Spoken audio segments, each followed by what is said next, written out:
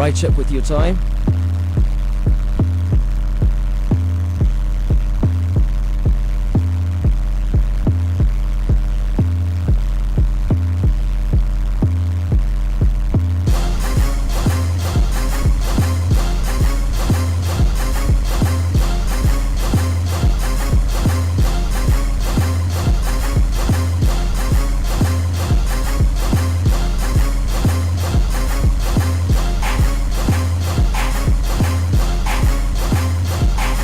Right, check with your time. It's 21 after 2 on this beautiful Saturday afternoon. Good afternoon, GH. This is Joy 99.7 FM. My name is GQ.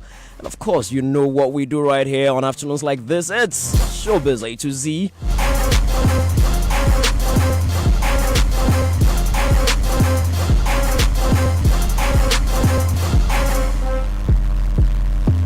It's 25th of May, and this afternoon we start our show with the man who's just been crowned VGMA Artist of the Decade. Happens once every 10 years, and before him, of course, there's only been one Artist of the Decade in the name of the music man himself, Mr. Kojo Inchi.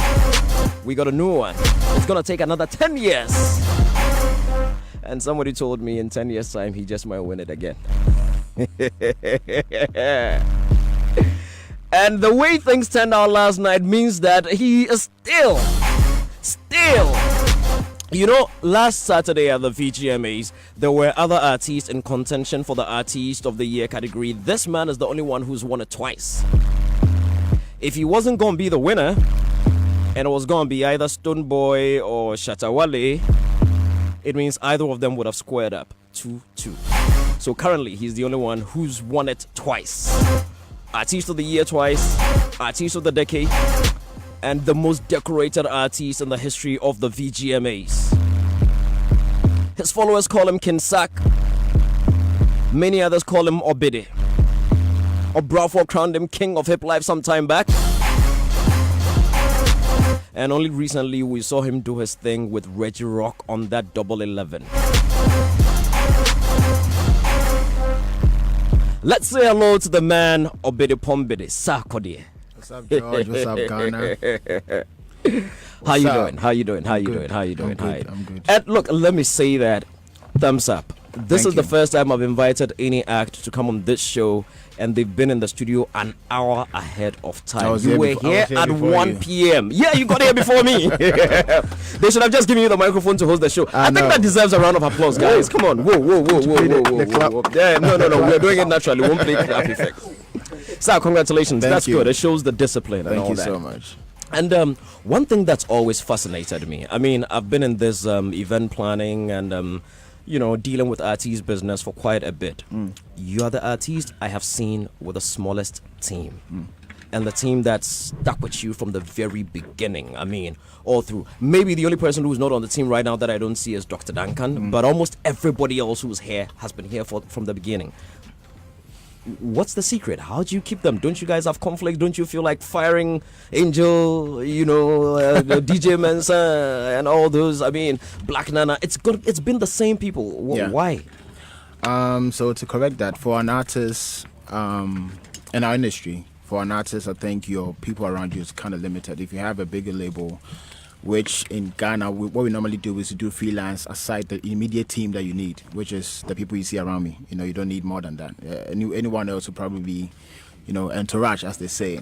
So the basic people that are needed around me is sorted. Anything else that has to be a freelance or agents that we need to work on other things, we could contract them. But I'm talking about keeping people. I have a philosophy myself that I don't trust, but I love. Yeah. So it's hard to get me in your bad books.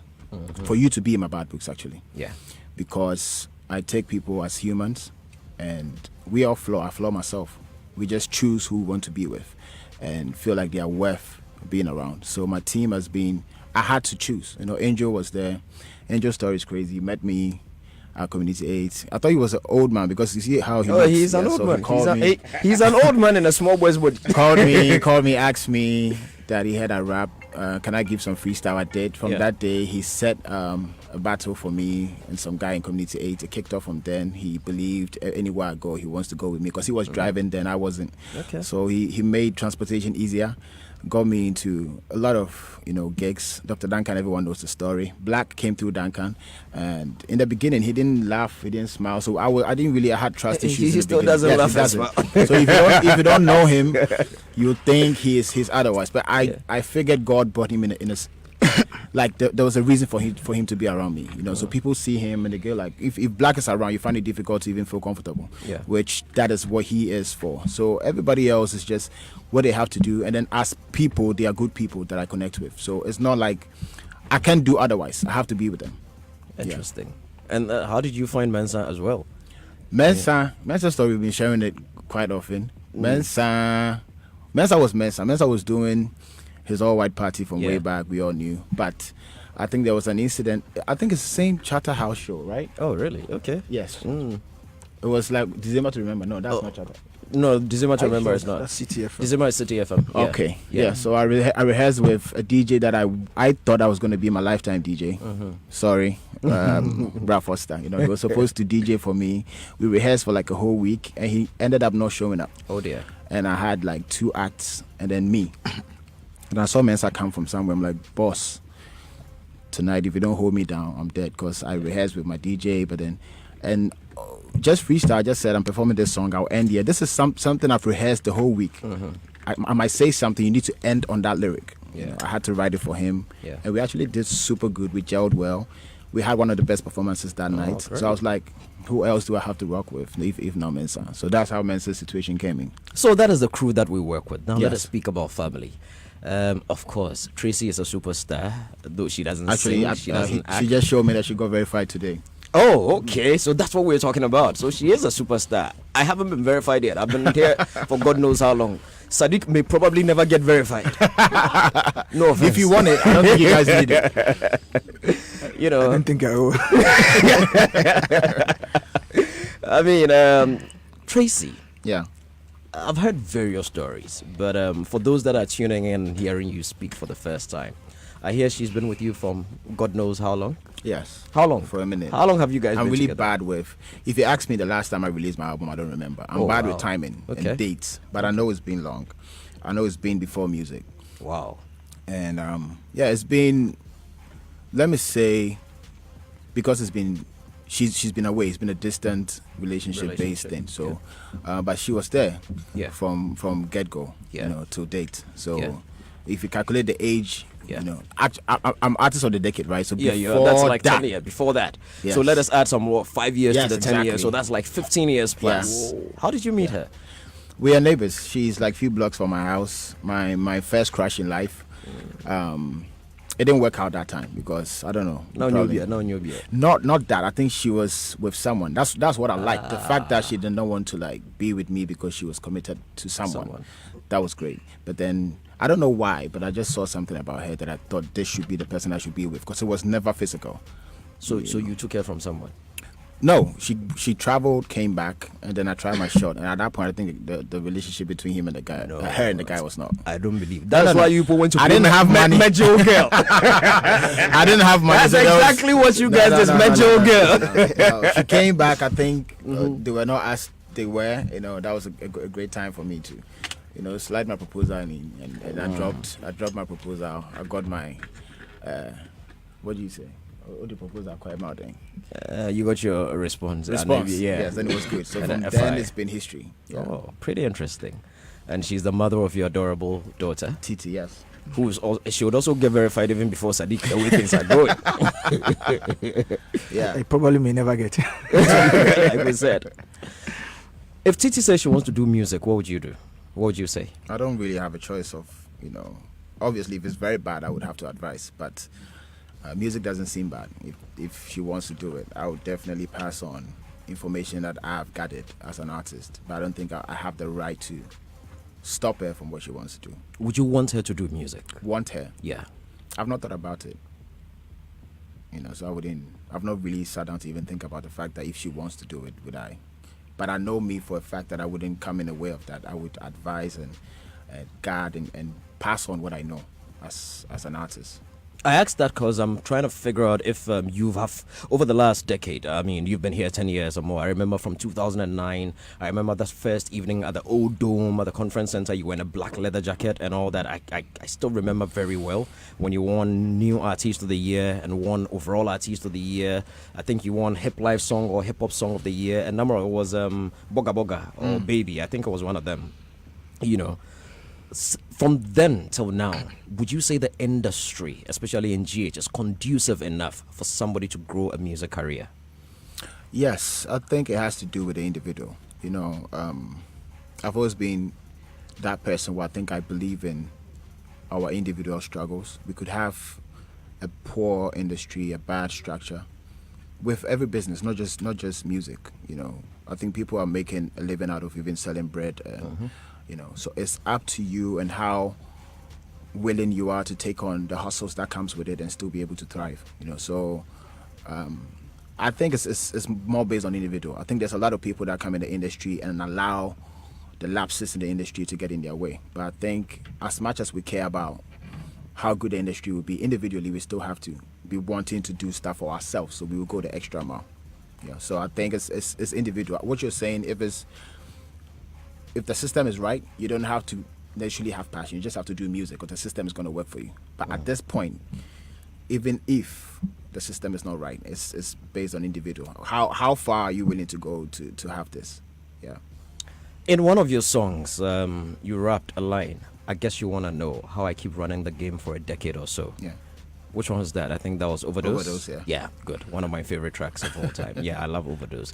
You know, and so yes, true. We do want to know, how is it that for some strange reason, every year, if it's not some crazy collaboration, it's at least one crazy single, and it's happened consistently since 2009.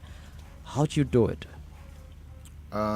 It's passion, I should say. People find it hard to believe, but I don't notice it until you guys tell me, because I think there's no other way to go about this. You need to work, you know. So when I always find my name in the VGMAs, I'm like, normally when nominees are about to come out, I'm like, no, I don't think this year I'll be in it because I don't think I did something. But when I see the slots, I'm like, okay, actually I did a verse on this song. So I don't sit down to reflect. That's one thing. It might be bad, but that's a good side to me as well. So it makes me want to keep doing more. So I don't really have a strategy of trying to like stay relevant. I have to still keep that passion that I had when I was on Kasahari level. You know, wake up every morning and rehearse.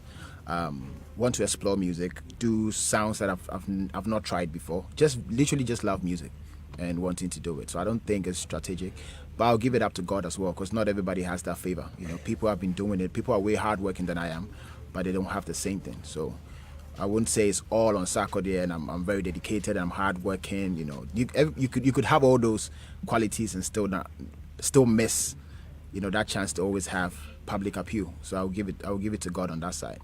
Going back into your songs, in one of your songs as well, you did mention that your biggest song still is Adonai. Yeah. Would you say same today? Yes, because of numbers. When you check the data at the back end, you know, most artists can actually think maybe their new songs are way bigger. But what I did with that was, if I check worldwide, Can't Let You Go can be considered a big song, but it depends on the territory that is accepted. You know, Adonai was accepted here in the whole of Africa.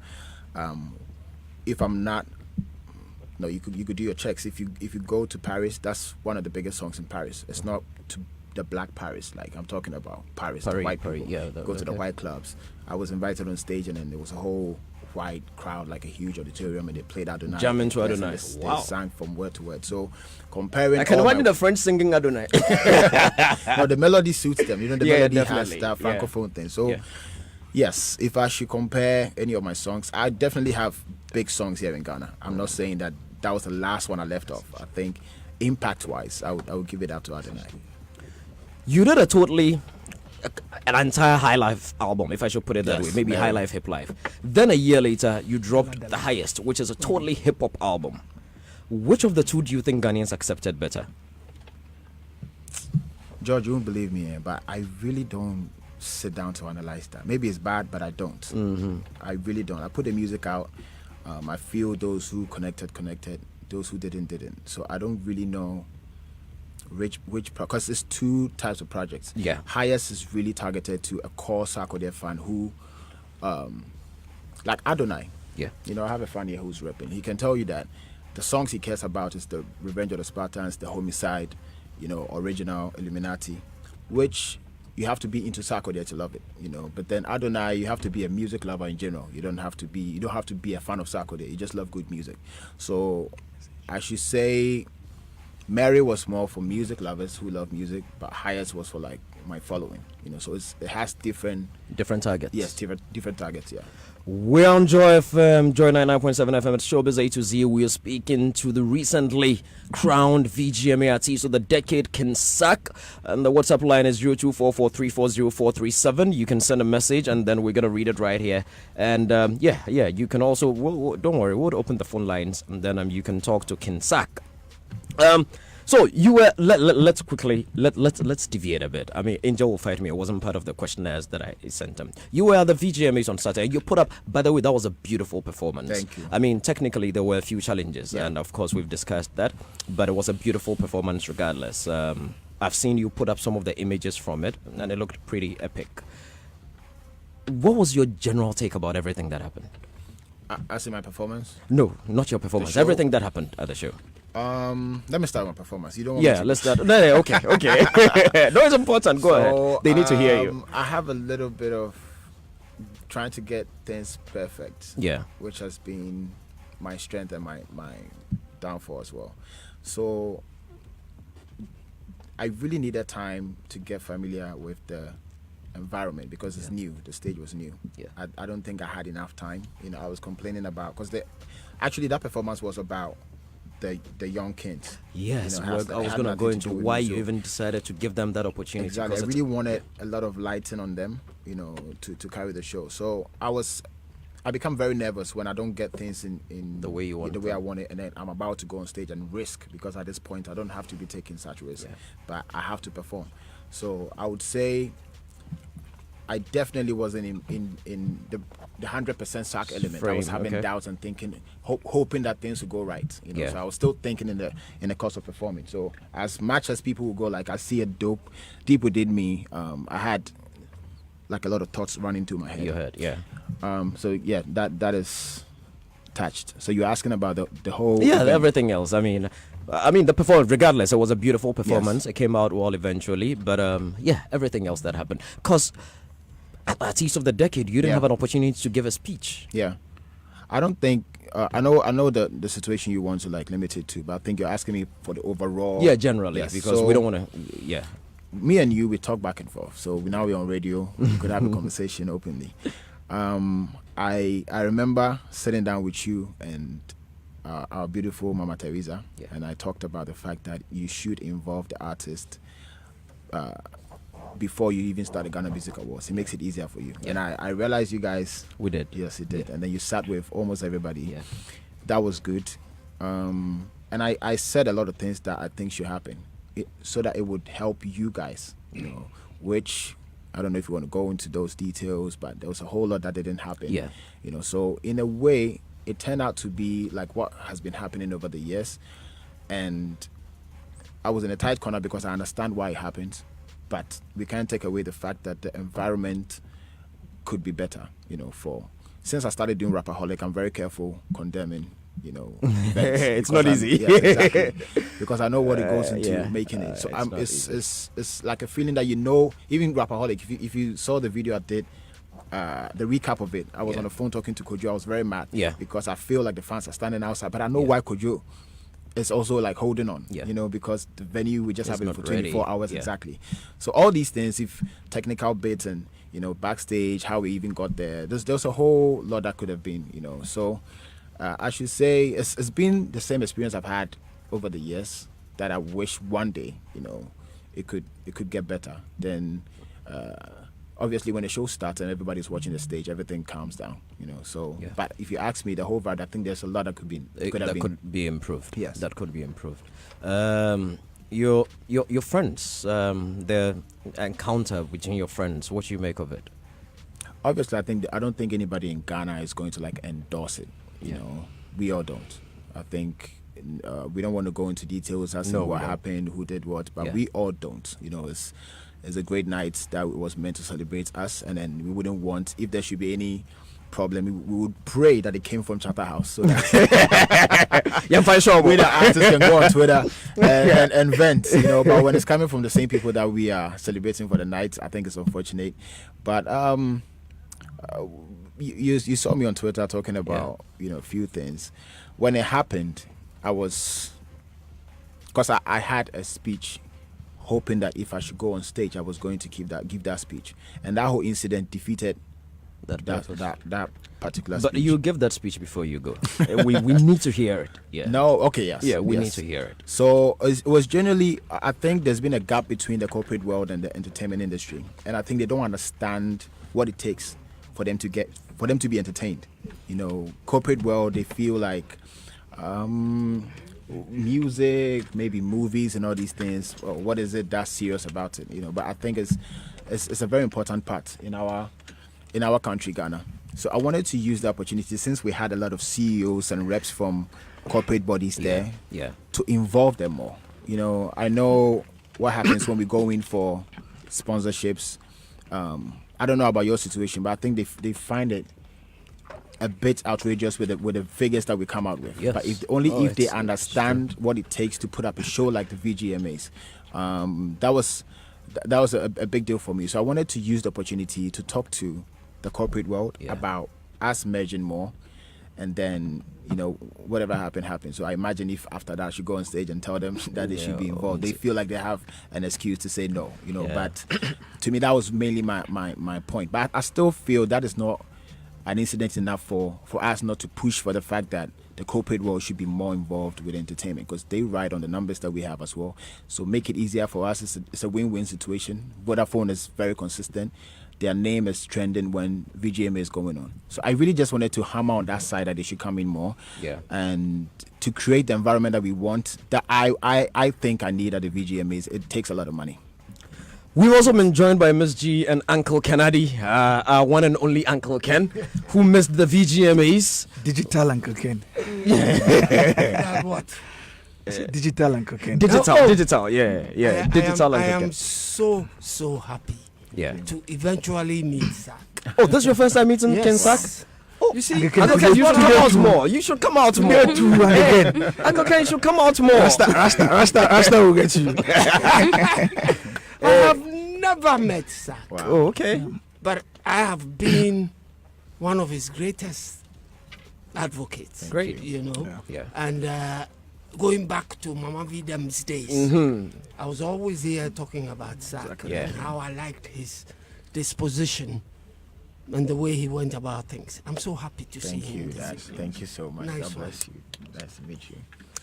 So we continue with the chat. Ms. G, you wanna? I would have been giving same testimony, but I was privileged. I told him when I met him at the Artist of the Decade party that I had never met him. Wow. It was my first time interacting. I would have been saying the same thing, but yeah. I had the privilege of meeting him there. You both should come out more. You should come out more. No, it's because Zach doesn't come out. That's true. Uncle Ken, even if he comes, are you where you from? You are at Flash 233. But actually, Uncle Ken has taken me right where I want to be. Are you an introvert? You don't go out. Why? Because there are a number of events. Usually, if Sak is not performing, he's not been built to perform. You not even appear. Why? Do I even know why? I don't think I know why. I have to. Sometimes I feel like I want to go out. Sometimes I don't. But maybe for a show, I don't think I felt like that. But I think I do go out, though. It depends on where. Where do you go? But you shouldn't be telling. Where do you go? Or what do you do for leisure when you're not singing, you're not rapping? What do you do? I'm pretty boring. I'm not a good friend to have if you are like the outing type. That I do accept. My friends come from outside and they keep complaining that I keep them indoors too much. You just prove Uncle Ken right. Yes. So that I get it. Yeah. You get that a lot. Yes. Sak, people have said you're occult, Illuminati, spiritual stuff. People say it's not normal for somebody to be so relevant for so long. They've seen they've watched the music terrain, they've seen the Lord Kenyans, they've seen the Euphoria Ponsens, they've seen others. I mean, nobody can be this consistent for so long. It must be something spiritual. What do you worship? God. Which God? Omnipotent. Yeah. Yeah. Which God? Actually, that's I can't say your God because I don't know your God. Oh, my God is the one God, Almighty Jesus God. Christ Almighty. Yes, You know, yes. yes. Same. That's the God That one. Yeah, I worship. The God of Abraham, the God of Yes, Isaac, the yes. God of Moses. Yes. Yeah, but I think with the occult accusations, I will not be a hypocrite at this point and go like and cry, because when I was young coming in, there used to be stories about people that I look up to, and I bought into it because Into those stories. I was backstage, and then they were telling me about maybe a Daddy Lumba or a Kodrentry, and I was like, okay, maybe that's why they're relevant, you know. Until I came out and I realized, oh, I'm actually out, and I'm the artist of the year, and I didn't do anything. You know, that means if you work hard, you believe, you do that. So when I'm getting that from other people, I need to take it, you know. So I get it that it's coming that way. So you haven't passed anywhere small, nothing. No. Sadiq hasn't taken you to Tamale or some small Oh, country. no. George, for a you know show. something? Okay, tell us. I believe that for longevity, you need to be somebody that you don't get into people's faces. That's true. And that's what he does. All over the place, people. Yeah. All over the place, people don't have longevity. The Interesting. people who have longevity are the people who don't get into the faces of Everybody. people, trying to always want people to feel you are relevant all the time. You get on people's nerves, and Sack doesn't get on people's nerves. And then we in the media, some of us will come out and say he doesn't want to talk to us, he doesn't do this, he doesn't do that. That's how I've studied the gentleman. Angel said those people are called gatekeepers. No, but Pretty honestly, interesting, yeah. Honestly, that's how I've studied the gentleman to come to know him for. Uncle Ken, I'll open the microphone for the panel to come in. Let me clear my list of questions, then I'll invite you guys to come in. Sak, over the years, a lot of people have taken shots at you in various songs and stuff like that. Yes. You usually don't respond, but you chose to respond to Manifest Yeah. and gave Shatta Wale a taste of his own medicine pretty recently. Why did you single out those two to respond to? Maybe there could be more, but at this point, maybe two. You know? For Manifest, definitely, I thought more about the fans and then how interesting it would be, because I always have something I tell my team, that who can really come at me, and when I come back, it will be a win-win situation. That's what I think about. So when you diss me, I'll look at you and go like, if I fuel it, do I gain? Okay. You know, so if I don't, then I have to stop. But for that, I'm like, if you are waiting for that, I'm trying to look. I'm not no disrespect to my peers, but I will look at somebody and I'll go like, this guy. If we go toe to toe, maybe, you know, a win-win situation. With him, it was more of the fans felt like I don't. You don't respond you're enough. boring too much. Like sometimes My you God, just- and yet exactly. You know, just for the talk. But for him, me and him personally, he knows it's been respect. There's never been like what people perceive it to be. Beefs is good, Uncle Ken. Are you repeating that? We'll come to that. So how about Shatta? Shatta. Yeah. Okay, so that wasn't necessarily like I didn't see that to be a beef. I saw that to be conversations that we've had on phone several times, that I keep getting the opposite when maybe he's here. You know, because if you talk about certain things, if like to start with, I heard my brother talk about the fact that I was in a car and then the fans were trying to wave at me and I said no and I have to hug my fans and do this. George, if you like, you know me. Yeah. So if you are in traffic and you hear that, what's the first thing you do? I mean, I'll be shocked. So what will you do from there? That If you get people that are trying feedback, to somebody wave. says that. Somebody says that when you see your fans, you don't wave. Yeah. Oh, come on, that's a lie. I'll call you up and find Exactly. out. So that line, you know. call you up, Yeah. is because you know you are close Yeah, to me. definitely. So, I'll so call if you you sit up. on radio, that means either it's not true or you want to frame something. Frame something up. Okay. So when that happens, if it was coming from somebody I don't know, You know, I go like maybe the guy he doesn't have any contact, so he heard it, so he's on radio. But if somebody I talk to you constantly, we WhatsApp video call every second. So if there's anything that you have, you can pick up the phone. So then it makes you think twice. Like, okay, is it for clouds? Like, is this serious? You know. And then when we have a conversation, we'll be like, oh, say your mommy say make I watch your back, and like, you know our brother, So it's been going on, like back and forth, and we talk. Nothing on advice that I've not discussed with him already. To him straight, because my frustration has always been that what he's saying. It's not like you don't want to come and say you are not a big artist. The ultimate belief in yourself is when you believe in yourself so much that you feel embarrassed talking about it. That's how I see it for me. Actually, so I keep telling him like these Fita people, and then just from Fita for, they're behind my house. Yeah. They love Wale to the point that, and I mean, if he's more kanamati feel but this is the kind of love that you have. Yeah. With or without whatever you do, that love is there. That's how I see myself. Yeah. People who need that is people who are trying to get, the people's attention. If Wale should step anywhere, I remember when we did.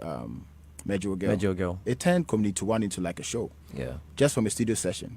That's the kind of love you have from people. And it's not going to change. It's not going to go anywhere. So that has been my issue. So when I call him and he does something, there are things that I speak to you about I don't sit on radio and say. Did they know that I was the one telling you guys to go and talk to no, they didn't. Every artist they didn't. Prior to VGMA? No, yes, it's behind the scenes stuff that we need to do. Yeah. So I keep telling him, in Kofodo, people love you and it will never go away. So you should not...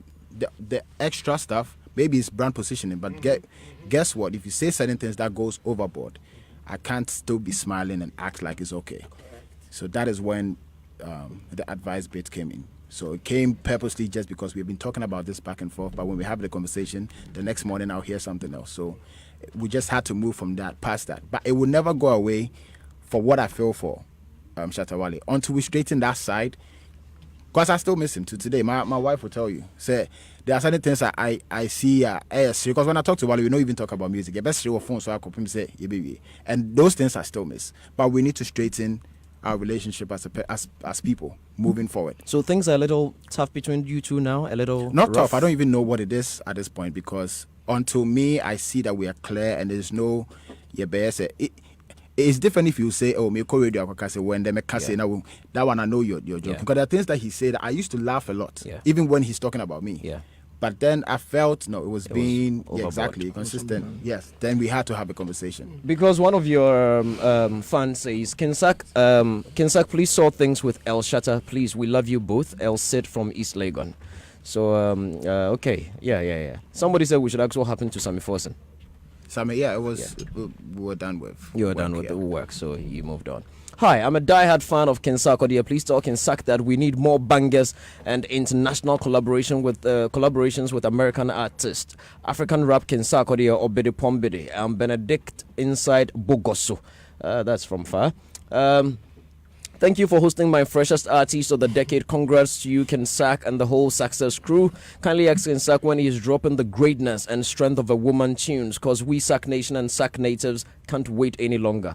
Which ones are those? Greatness and what? Strength of a woman. Senior stalkers. Stalkers, eh? A month for did you which? Yeah, the Sac Nation, they're crazy. So I accept it. I've staffed them for a very long time, and it's because there are certain things I need to do at the back end prior to releasing the music. So that is taking time. But one thing I can say to them for sure is from today, something nice will come up. Yes. Hey, please, somebody says, ask him if he'll be my boyfriend. How? Yeah, from a lady. Her name is Vanessa. Not the same. Oh, on your bed, right? Come on. She's a pretty lady. The lady doesn't know he's married. But she didn't say wife. She said boyfriend. No, yes. So, well, the woman didn't say I want to be wife. She said boyfriend. Hold on. Coming to this, I have to tell you folks something. I have a certain picture that I saved on my phone. And that picture is of Sack and his wife Stacy. Tracy. Yeah. Sorry. At their wedding. And Sack was in his black suit It was a white top, suit. Yeah, white top on with black pants. trousers. Yeah. Yeah. And Stacy was in her white Tracy, gown. Tracy. Why am I saying Uncle Stacy? Ken. Do I know Is there any Stacy? No, I don't This is investigate. all Uncle Ken. And Who is Stacy? and no, I don't even know Maybe if we it's need to call a Jebra. Okay, let's go. And the glow on his wife's face as that picture was taken. I think they were hand in hand, maybe just walking away from signing the register or something. That's what I thought. And I saw that picture and the glow on the lady's face. I sat back and I said, yes, this is a lady that is truly happy with her husband. Cool one. This one says, please tell Kinsak I congratulate him for winning Artist of the Decade. I advise that he write a book and bless the industry with it. He knows a lot that that the coming generations will really need to put Ghana out there. Thank you. That's from Hafiz. He's a video director.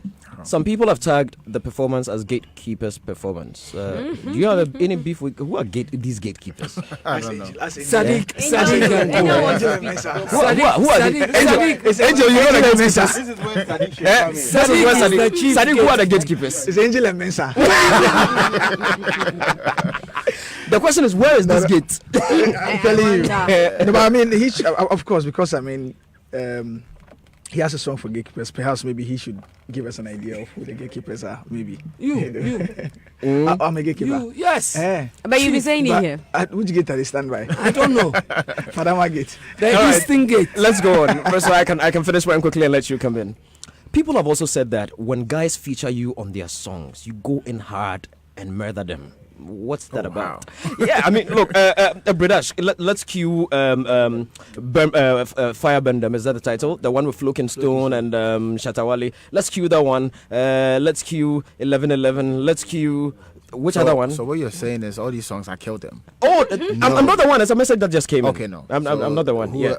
Sometimes these things, when fans say it, I have to allow them say it to speak because their minds. That's for somebody who loves somebody. They see you over anybody. That's how they feel. Yeah. Exactly.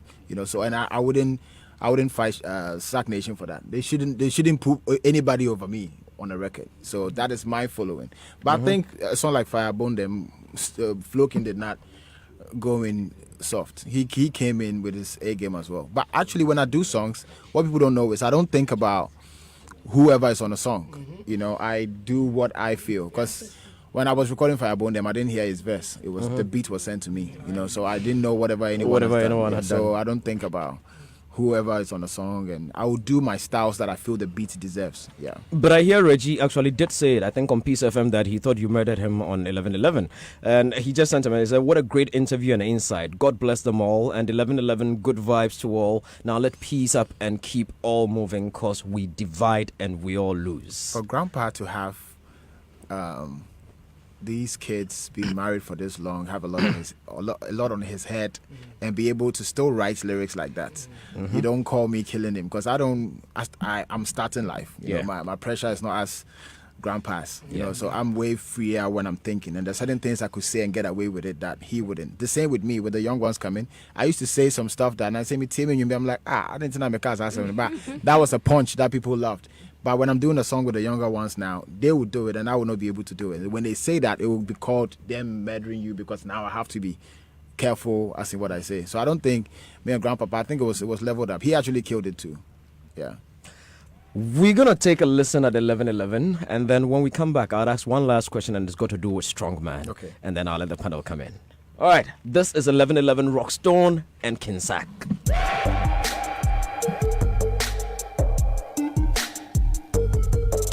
Joy 99.7 FM.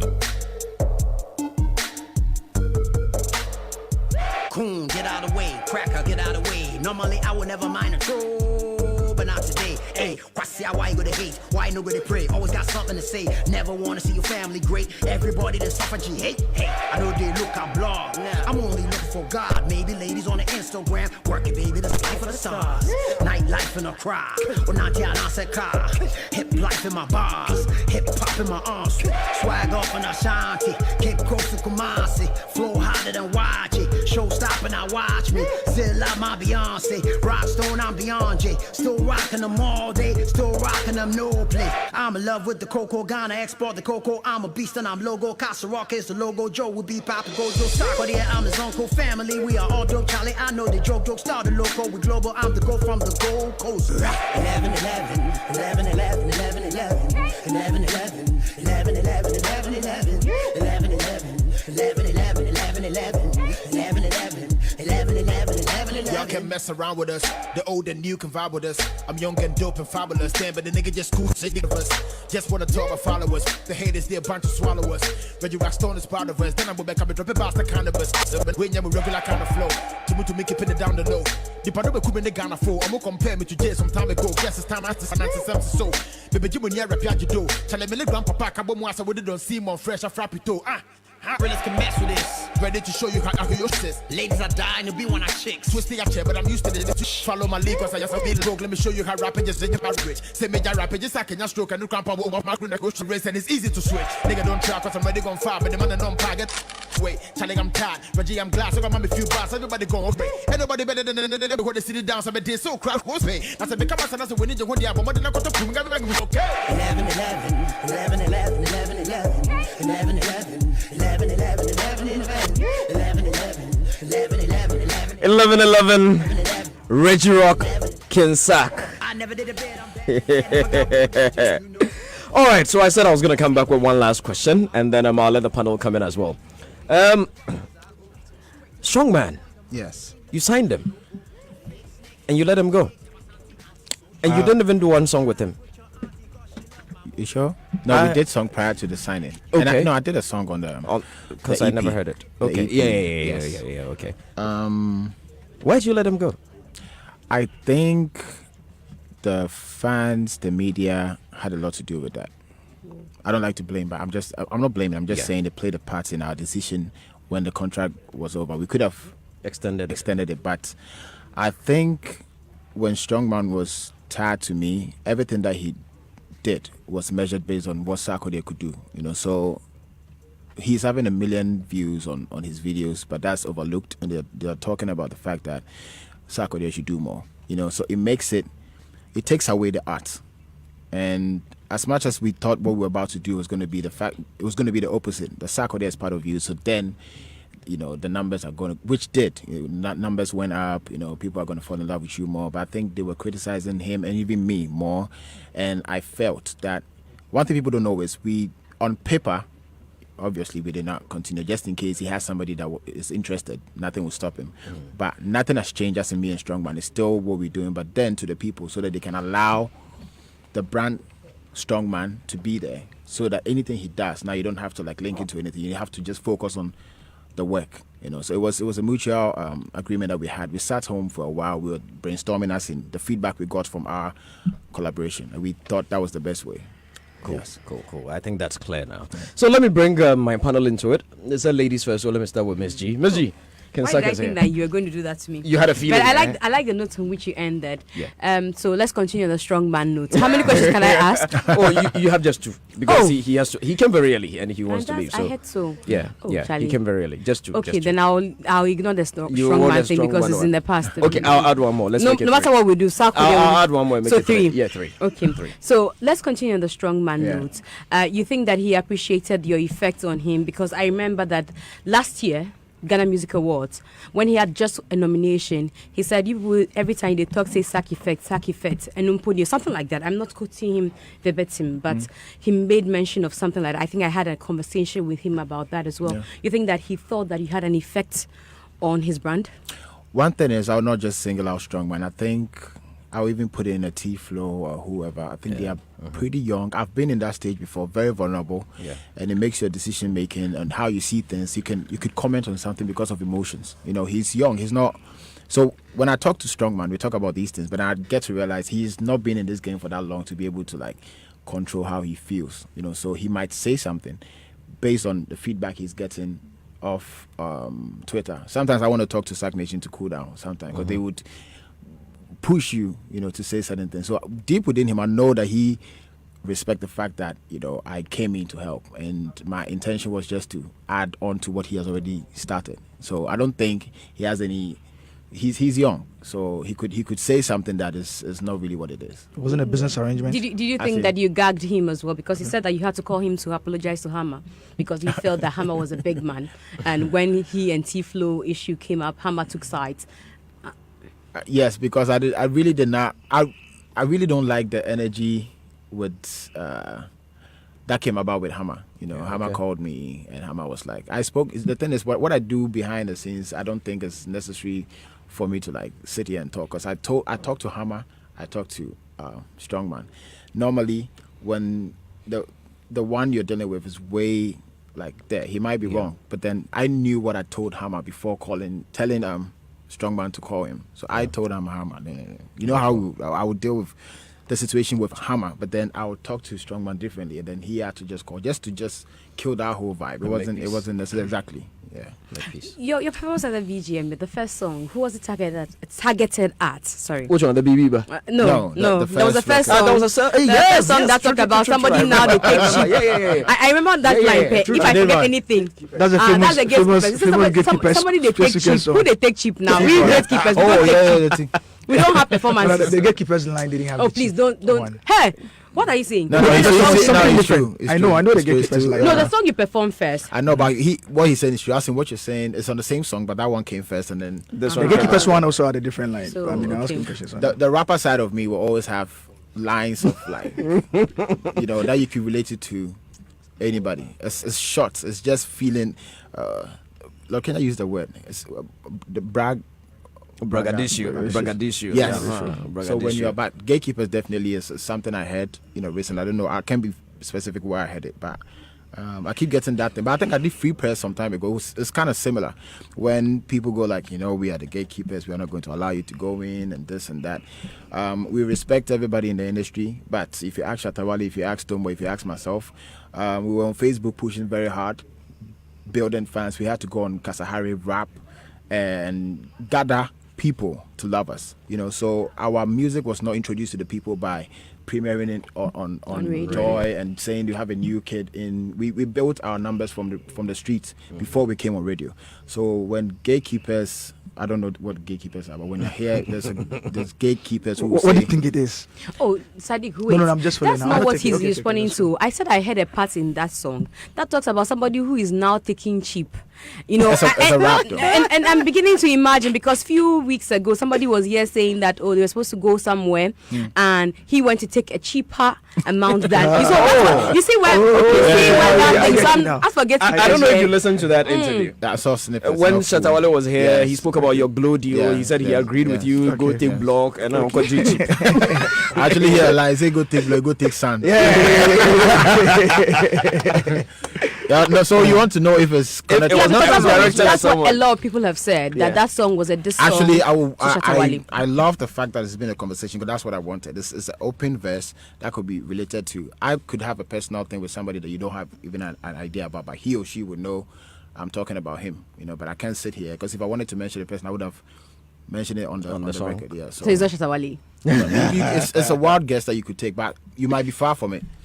I'm asking again because you had to tweet. When your tweets came, people complained about the timing of your tweets, calling Shatta Wale a bro after what had happened at the Ghana Music Awards, and it looked to people like you were taking sides. Again, also, some people said, you were apologizing for that song you did because we thought that it was for Shatta Wale. That's why I'm connecting all these. Oh, yeah, I get you. Yeah, okay. Are you done? Oh, you have more. Let's go down for now. Let him answer this one for now. Oh, that's not what you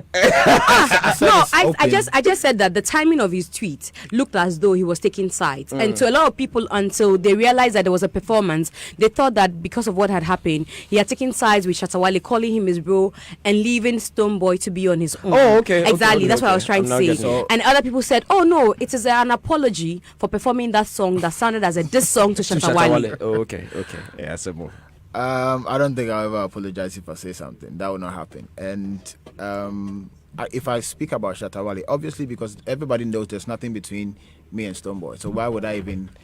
So to talk about Stonebwoy, you saw us together, and so if I should tweet, it will have to be about. But you said he was dope, as though Stonebwoy is not dope.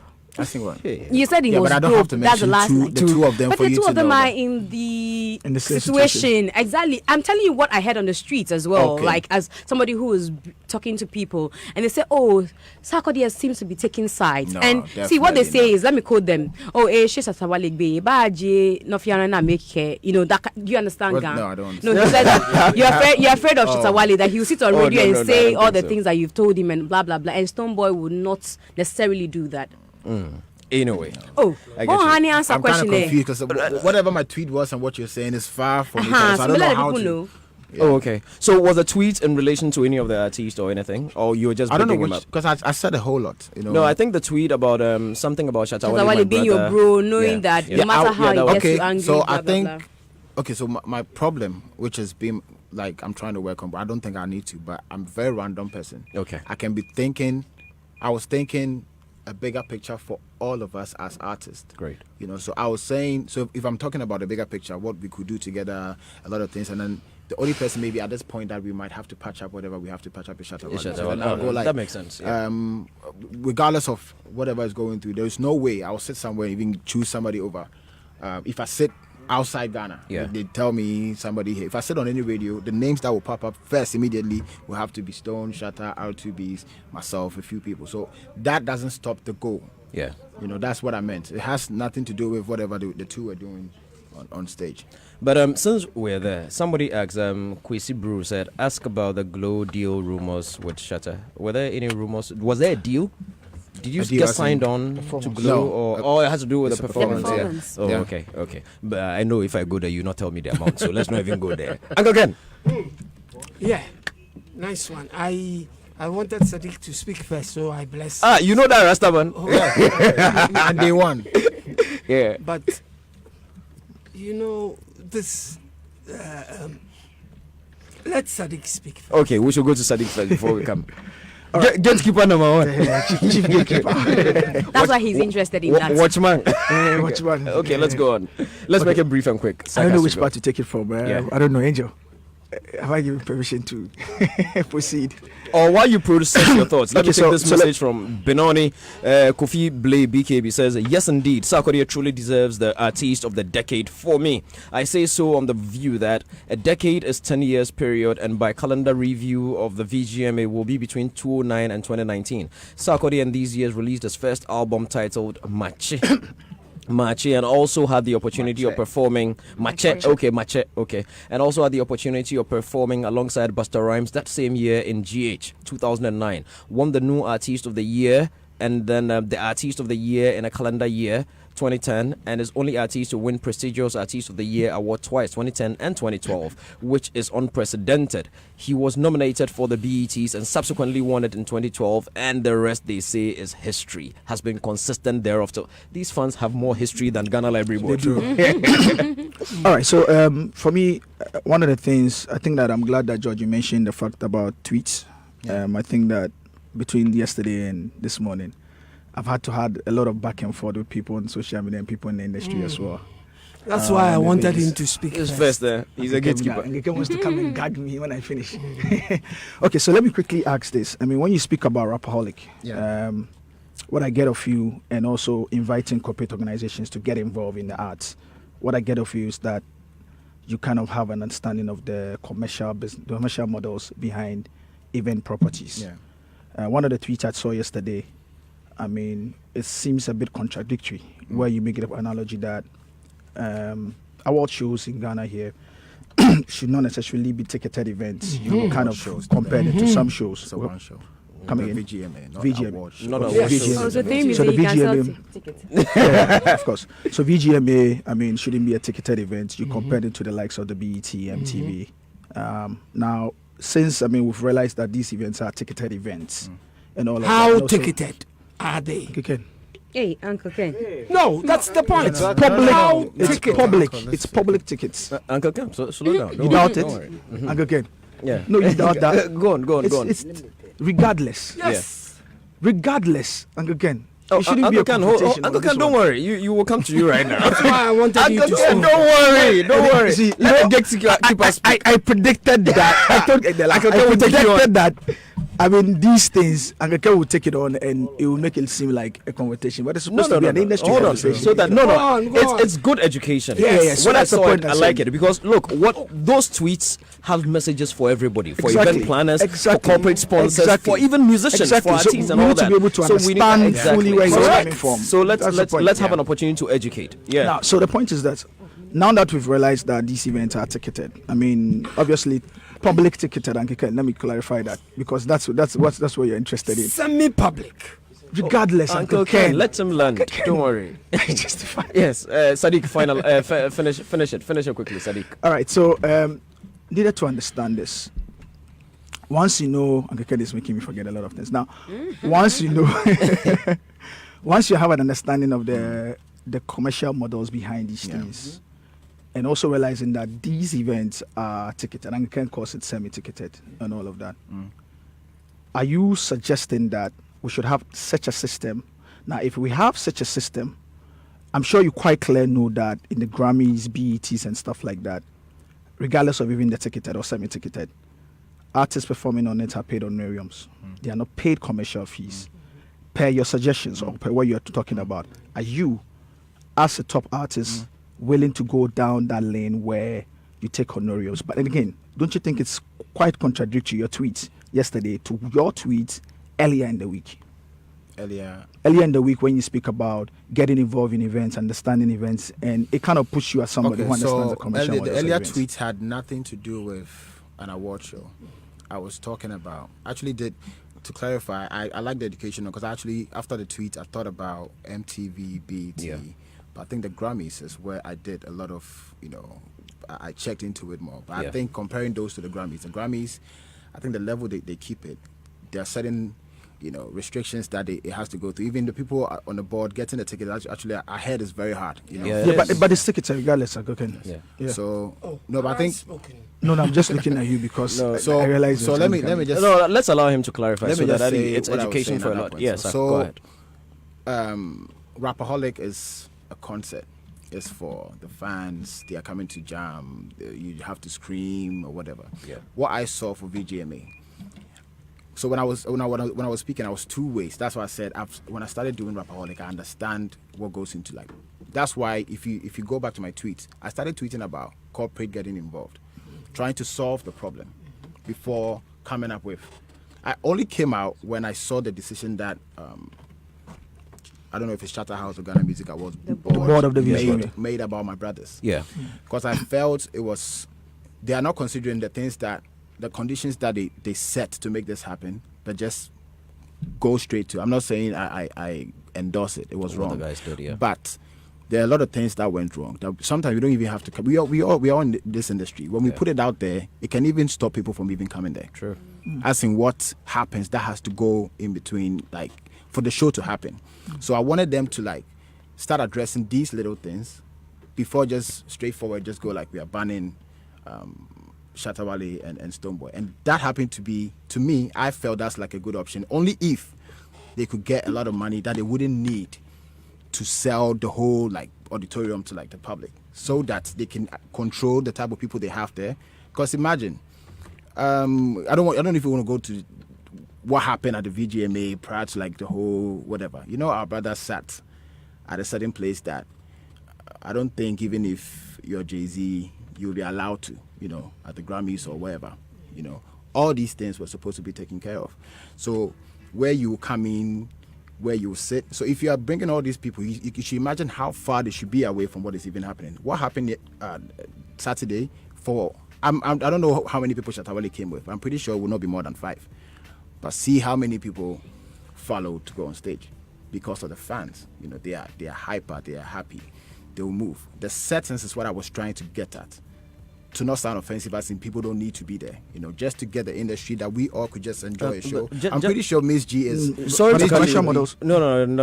We'll let him land. But just to clarify quickly, those at the entrance said he came with about 15 people. I was there when he was coming. I was taking pictures. We Is had that to about 15 actually people? vacate where Yeah, we're taking where you pictures picked from to make room for him and his team. And very it's over unacceptable. 15 people. It's over 15 people. He And, came with. yeah, pushed people out So of the Nana, way. I but- could be please, go ahead. wrong. Where my point was coming from is, you see, he came in like that. But then, what was the measures in place to not make that happen? Exactly. Yeah. That Good is where point. I was. Very coming good from. point. Yeah. No, You know, but for me, so- what I needed to, the more reason why I did the comparison with your tweet relative to Rapaholic was that the commercial models behind commercial event properties are the same, regardless whether they are award shows or Rapaholic. So when you tweeted on Monday, I got a sense that, Sarkodie knows exactly what he's talking about when he talks about commercial events. Then on Friday, I mean, there are these You tweets see, which there's two. sharply There contradict is it. brand positioning. That's different. No, the model is, I mean, No, okay. I'm just saying that somebody could do. I could do a show. I could do Rapaholic for free, but that doesn't mean I'm not sponsored. Yeah. Yeah. That's what I'm saying. Yeah, that's true. We could all be sponsored, but then they have their brand positioning that they don't want the masses to be there. No, but the commercial model in terms of the sponsorship ticketing and all of that are still the same. Yeah, regardless. that's what I'm saying. Okay. Yeah. Let me. I just needed to know: are you willing, when you get to that point, I as a think top I've had a artist, to do the conversation with, honorarium? No, listen, I talked to him. I said most of the artists, actually some artists I will speak for myself. I know a lot of artists won't do it. Yeah. But when we take you to the BET, because of whatever they have planned and whatever, you even want to be part of it. You know, when you see your name being used and they are selling tickets, you are thinking more commercial when it comes to it. It's commercial, but then it's in your face, like you're selling tickets. This is, if Shatta Wale, Sarkodie, this, if you built it without that, we already want to even be part of it. You get it? The BET, you're not going to the BET because Jay-Z is performing. It's the BET, you have to be there.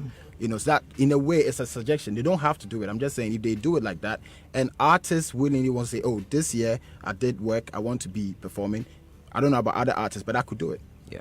We will. Yes. You will. Yes, but then don't force me to perform.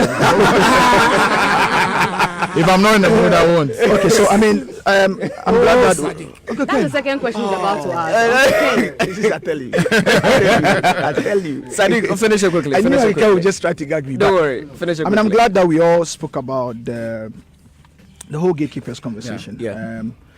I needed to understand. Gatekeeper one. I need to understand. I mean, you speak about it, but I need to understand what you make of it in the first place before I get to my question on the gatekeepers. What I make of the gatekeepers? Mesa wants to answer for you. What, So I'm asking what he makes of it. who are these What gatekeepers? he makes of it. But he just said he got here without no gatekeeper. okay. So he can't be bothered about gatekeepers. Let's put it this way. Boss, Charlie, please, do you know who the gatekeepers are? No, I don't. Then let's move forward. But you know the question I'm Sadiq, asking. your last question. How does he know? He doesn't know the He says he gatekeepers. doesn't know. No, but That's asking for him. I do say wanna be sensitive when. I get, like, it's everybody's up Because now. when he's Everybody's asking waiting this- for questions. Yes. Look, Boss, you see, make what it I go told on. Della yesterday was safe. I said that, look, when we get the likes of Sarkodie to come here, Yeah. it's important that we use that to have industrial conversations. Look, mind you, this is Joy FM. Yeah. Policymakers are listening, parents True. of kids are listening, Yeah. everybody's listening. And these are Uncle Ken, stop heckling Sadiq. Uncle Ken, you are heckling Sadiq. I'll get you. Don't mind him. Go ahead. Don't mind him. So when we get the likes of Sarkodie here, I mean, we need to have that kind of Dialogue, yeah. deep Yeah. conversations around the industry. Often we like to have the surface conversation. I'm not interested in marriage. I'm not interested in this. I'm all out for industry conversations. Structure. It's important that people clearly understand some of these things because clearly there are a lot of ignorance about the industry ins and outs and how these things takes and Yeah, all of that. true. You know, so essentially, you want the khaki? You didn't have to say that on air. No, no, tell me it's so there. Okay. All right, So Sadiq, let's go. So Yeah. essentially, I mean, I've seen you take a dig at them. Of course, I mean, you just heard about it. Yeah. But clearly, the point I wanted to make, Ken is making me forget. But You let me forgot just it. jump Don't into worry. the other question. I'll come back again. The other question I want to ask is: a lot of parents are listening. You seem to be one of the celebrated talents currently.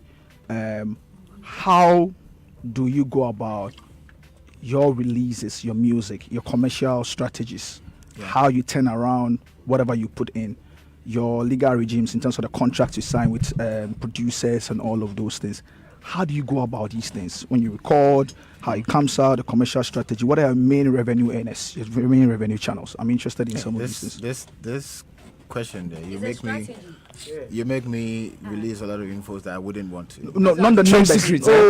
Not the numbers. Even how? That's No, I'm not looking for the numbers. No, I mean, how, I just you're asking how, right? yeah. I don't think I can. There was one There's in there been I could past- answer, but I wanted to hit. Sorry. Okay, in this heckling, I think I just need to stop. With this heckling, I just need to hold on. Answer, but me really feel. It's a lot of heckling. I just need to. I think that question is about his trade secret, and if he doesn't want to, share it. Sadiq Abdullah. But Sadiq, who are the gatekeepers? The gatekeepers. Yeah, use the microphone.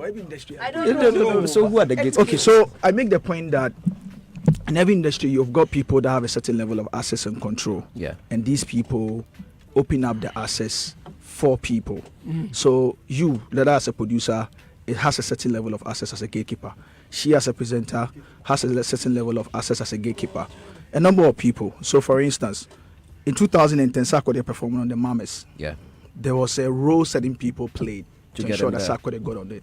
Yeah. I was personally involved, myself and Rudy Quaye. Okay. So you That are is a gatekeeper. gatekeeper's action. Okay. You get what I okay, mean? Okay. So beyond that as well, there's a number of things that Sarkodie may have gotten. Dr. Duncan, Yeah. Joy FM, all these things.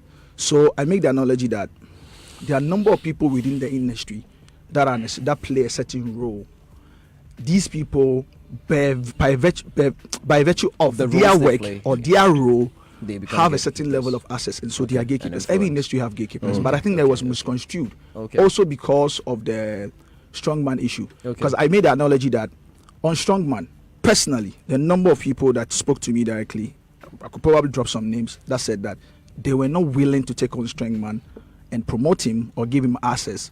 Also because they thought that Sarkodie was not helping industry initiatives, or they didn't have a certain level of access to him. Okay. So I use the word gatekeepers, but then again, everybody attacked the messenger rather than the message, debating the message.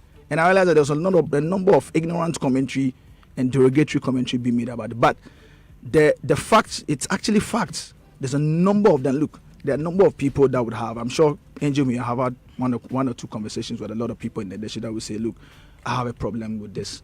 Akosia Abaji may have come to you to say that I have a problem with the fact that you are not available for us and you are only available probably for December shows. No. So you see Miss G is going, because she may have heard that. It's not necessarily, what I did was just to relay the information. Okay. But this is actual facts. So, in bottom line, what you are saying is that some people are complaining that SAC is not accessible or doesn't avail himself for interviews, or doesn't unless support maybe industry it's initiatives, a number of things. So, And so is it true? these people just didn't want to. So it's probably maybe there's a disconnect between his team himself and But these people. Could it also But be that this maybe is the time feedback. that they want him, he's not available? Maybe the time that they want Expectations him, and management, maybe, George. Expectations management. Don't answer. So you see, there's got something called expectations management. How come the same feedback is not given or related to other talents?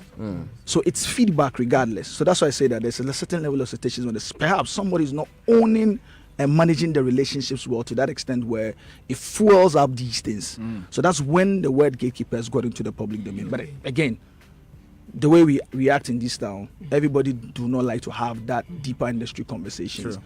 So everybody said, and I was actually even angry with some of this industry because I told them, the way you see that often you people will come to me, have a conversation with me regarding these things, and when it's put in the public domain, you don't come and when support. the fans hit at you, then everybody run away.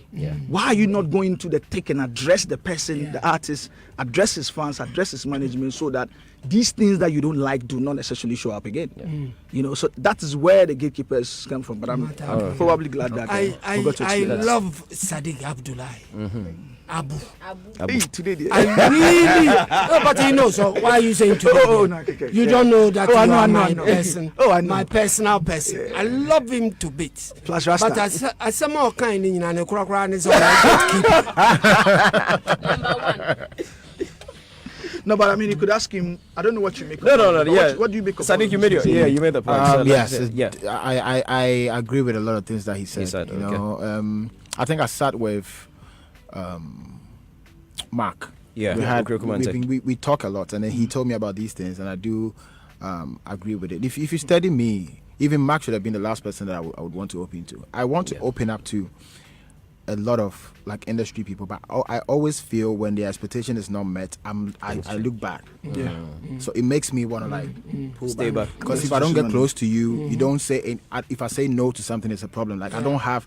But you said something that's very important. There should be like.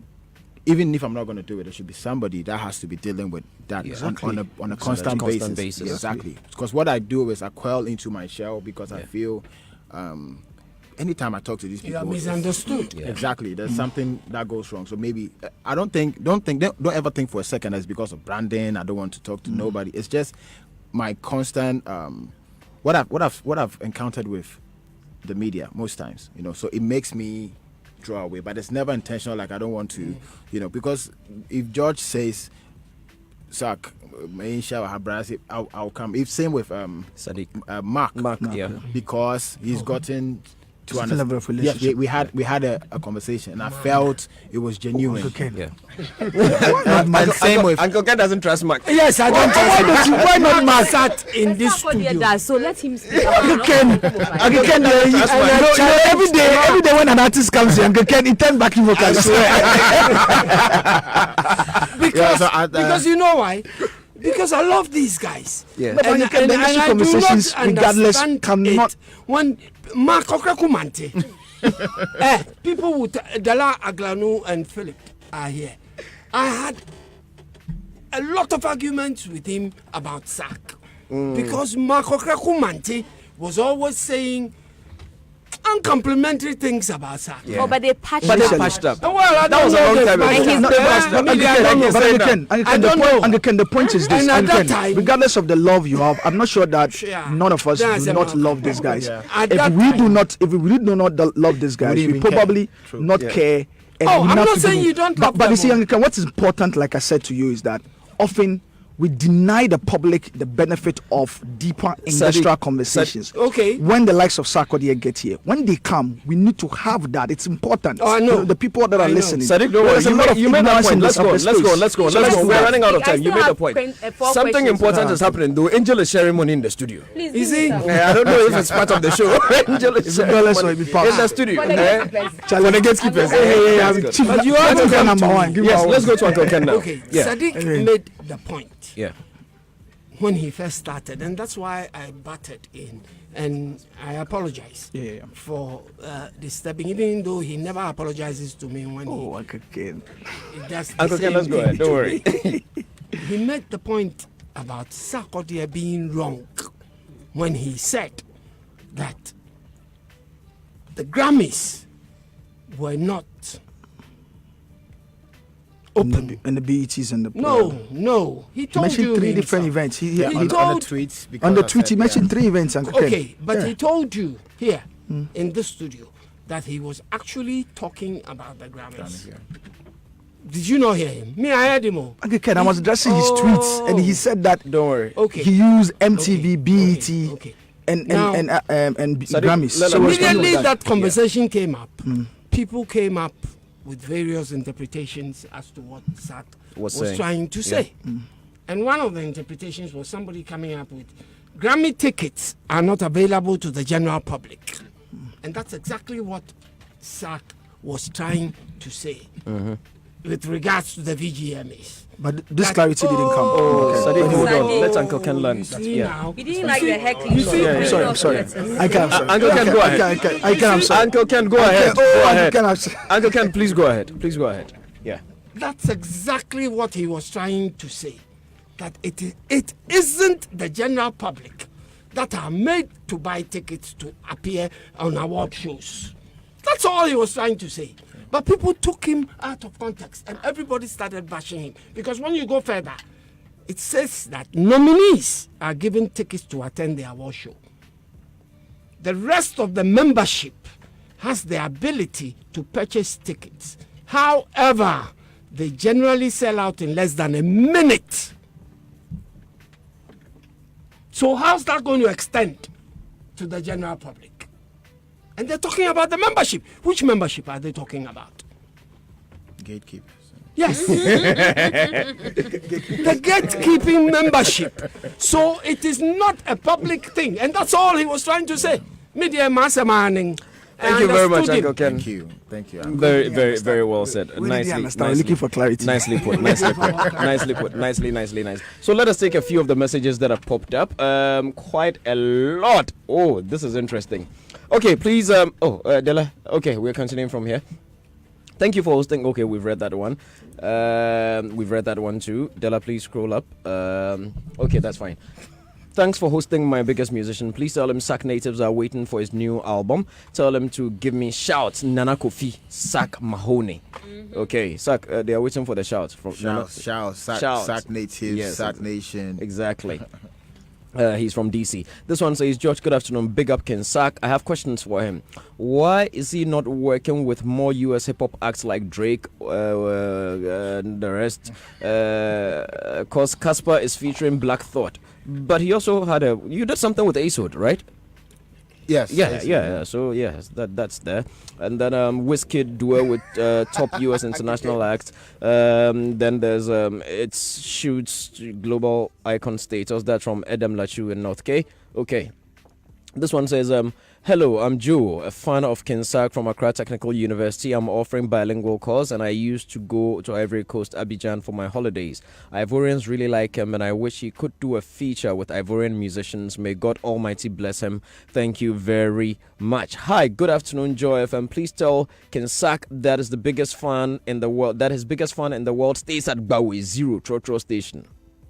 I love him to the bone. Too much wisdom from artist of the decade. Sarkodie, this is Latif. Okay, on Instagram. Love you so much. Still waiting for the album Artist of the Decade. Oh, are you coming out with an album called Artist of the Decade? No. Okay. Hi, I am Jacology from Zambia, listening via TuneIn app. I'm a big fan of Sack. Do you have any plans of doing an African tour? Yeah, this one mentioned app. I saw you advertised on some app. What's it called? View Me or something? What's that? It's a platform that I discovered that I think we all should be part of. It's called VooMe. If you go on your Play Store, you find it. I think it's like Instagram, Twitter, YouTube boxed in one, but then you're monetizing anything you put out there. And the good part is you could stream pay-per-view. So that means now streaming, you can choose the price that you want people to watch you. Because now Instagram is free. I don't know if Instagram is paid, but I think you stream for free. But on VooMe, you could stream all the shows that you're doing, not even here. Reason I ask because I had some people say it belong to you. I just believe in the app and what it does. Okay. I saw it and it's a bit new, but then when I saw the features and what it has, I felt everybody should get on. And actually, for a lot for us in the media that we have content to push out and make money out of it, I think that's a good platform for all of us. Oh, so you put your content there actually? Yes. How does the model work? Okay. What, you load the content and what happens? The back end job is a whole lot. I have my people dealing with it, but then it's Sadiq, I could pass on the information when I get it, but then it's like YouTube. You're getting paid for views. But then this one affects just even post pictures, whatever. You're still monetizing it. And then the best part is if you Sadiq believe that people can watch you for $100, and you want to stream per that. That's the difference. Because normally you peg your own rate. You peg your own. Oh, that's cool. That's the magic. To me, that's the magic with VooMe. So if you feel people could watch you and pay 1,000 Ghana cedis, you could set that. Interesting. So if two people... But how do they filter rights and all of that? Those extra stuff. Okay. Tell Ken Sarkodie he should keep it up and continue being the gentleman that he is. Listening to him live from London. That's Nana. Uncle Ken, every day. Today is my first time meeting this. That's Obed from New Legon. Rasta will get out. Uncle Ken, it's true. Who else do you want to? Who else do you want to see? Wendy Shea. Oh, he's met the 4S. Yes, I haven't even met Wendy Shea. Yes, you want to meet Wendy Shea. I haven't met Wendy Shea. You've met have you met Miss V? I haven't met Miss V. Have you met Efia? No, I haven't met Efia. Wow. Uncle Ken. I have not. Have you met Shabarangs?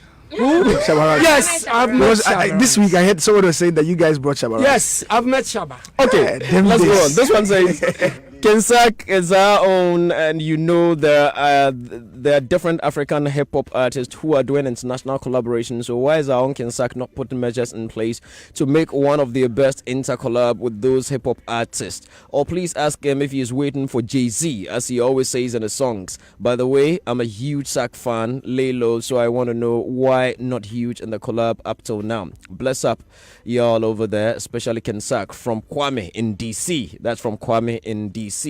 Okay, so hey Kwame Rasta, you're here. We haven't heard from you.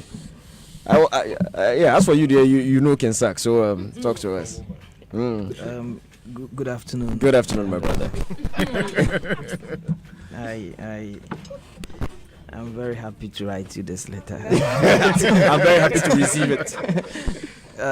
Talk to us. I first heard your voice today just when I got to Kitase. Who, me? Yes. Okay. And I was like, well, you found Christ or something else, because you usually are not that, like, you know, at 2, mid-2. That's when I first heard when your the voice. guests you are coming to interview, they call you at 1 o'clock. That Charlie, the guy reach here. What do you do? When Della mentioned that Sarkodie was here, yeah, I was like, oh, okay, good on you guys. I thought he was lying. Yeah, I thought so too.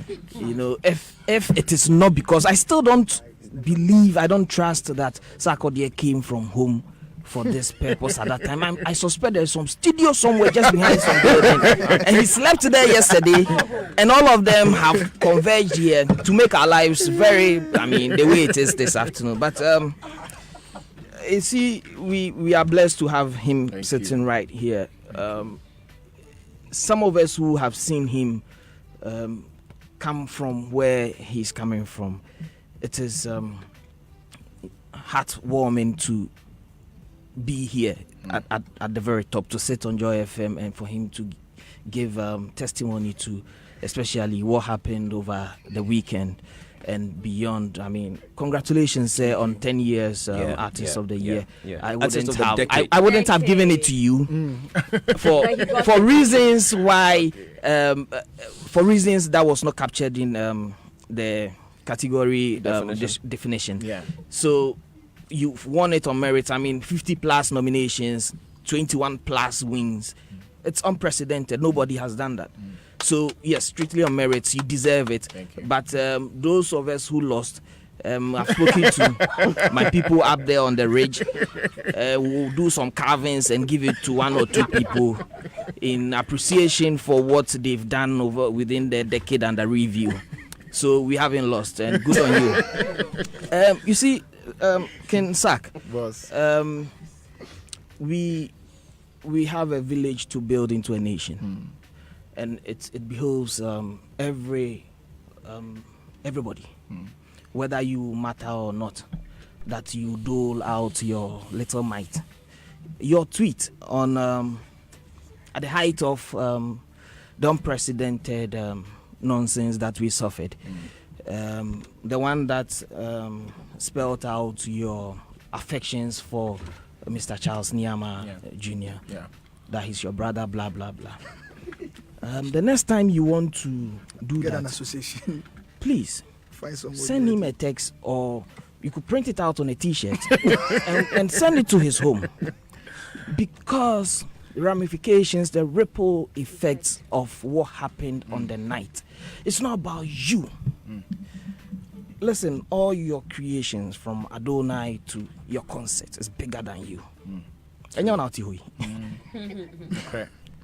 So your fans, I see the way they dote on your wife and Titi.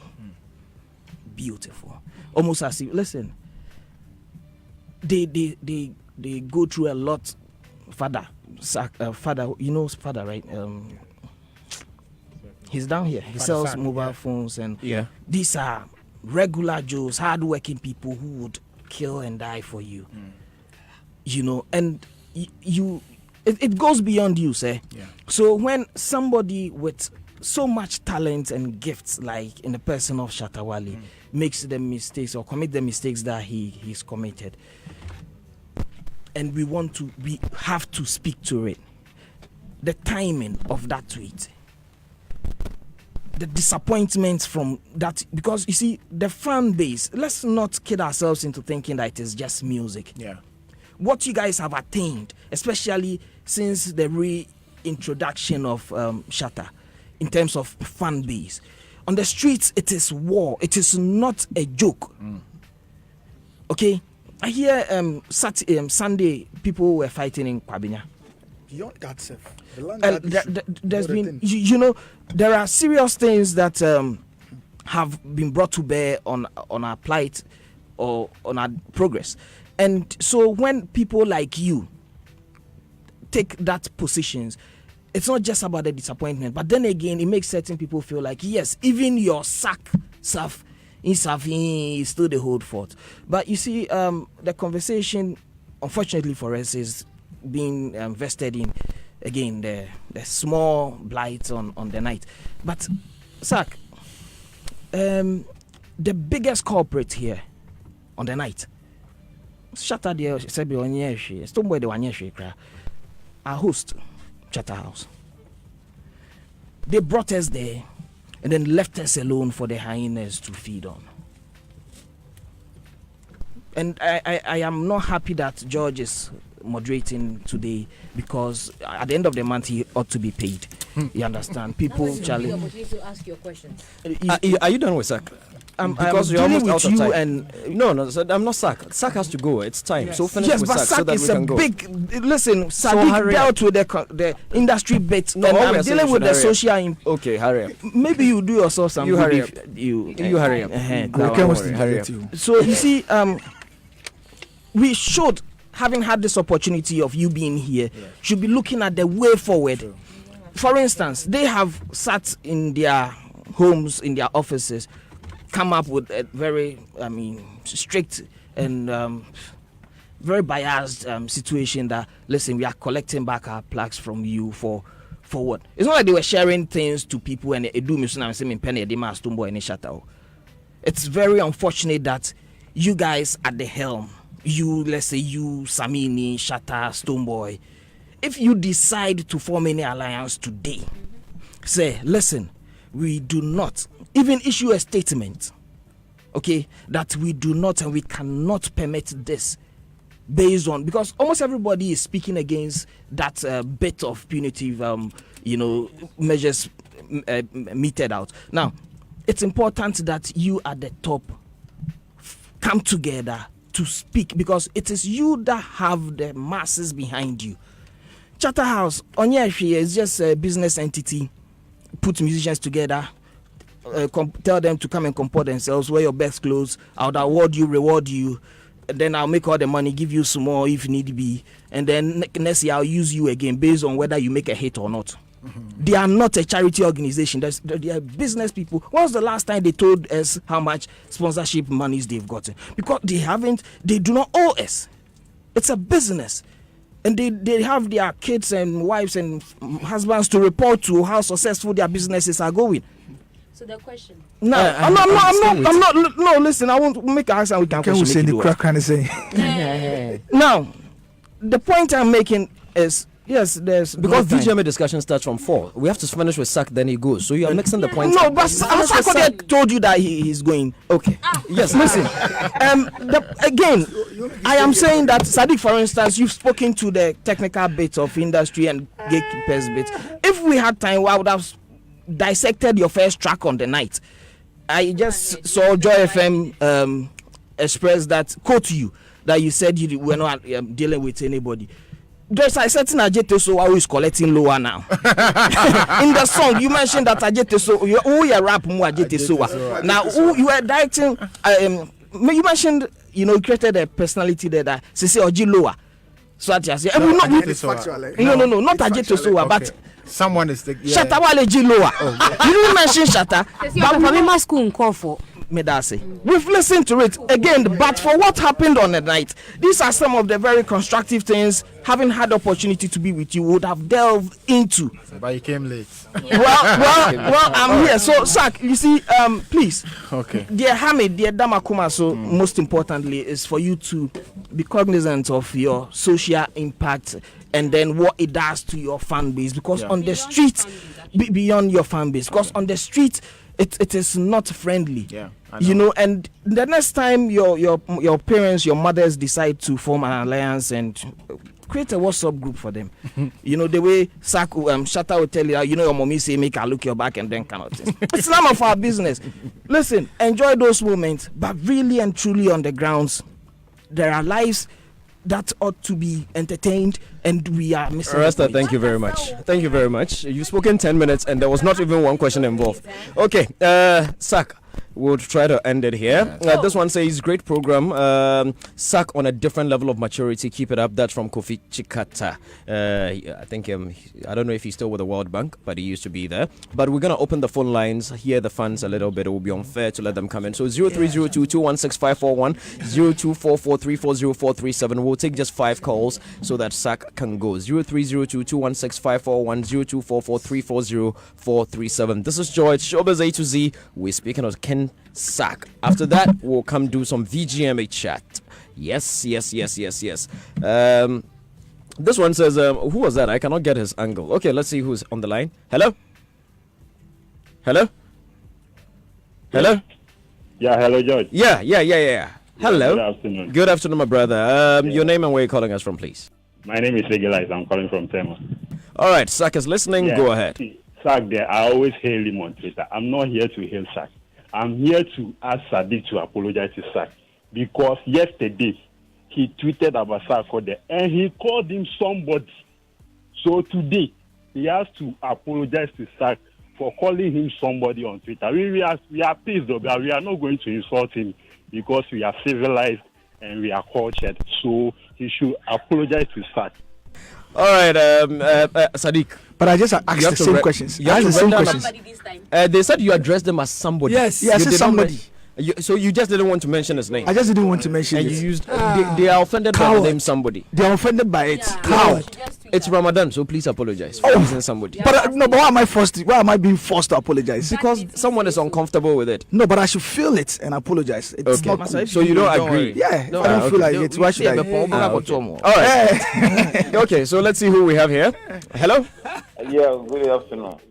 Good afternoon. Your name and where you're calling us from, This please. is Ajiman Joseph, calling from Company 9, Chairman. Ajiman, shoot. Yeah, all that I have to say is God bless Sak and great work.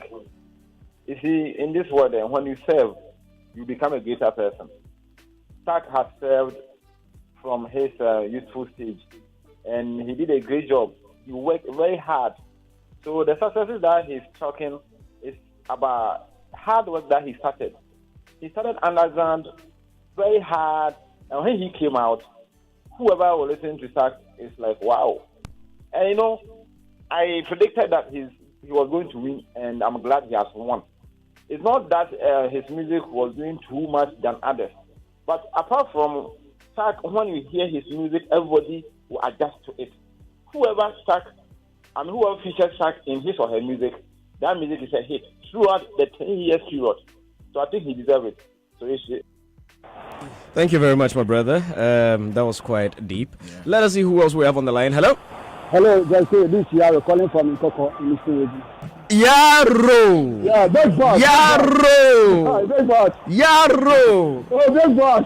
Yaro. How you doing, my brother? By the grace of Almighty Allah, we are blessed and taken inside of.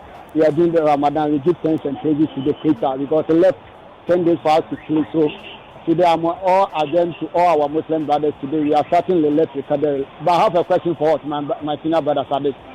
Go ahead. Sadiq, it's for you. Yeah, I want to ask Sadiq. Sadiq, you know that we Islam. We don't take sandals or slippers to enter our mosque. So how come somebody got a sandals or a shoe to enter the mosque? How are they? Our leaders need to inform the person. So we are not here to condemn anyone, but what we want for us, in terms of fans of Shatta, or maybe Sadiq is a fan, or maybe talking for Shatta, we need them to come out to apologize in terms of the VGMA board.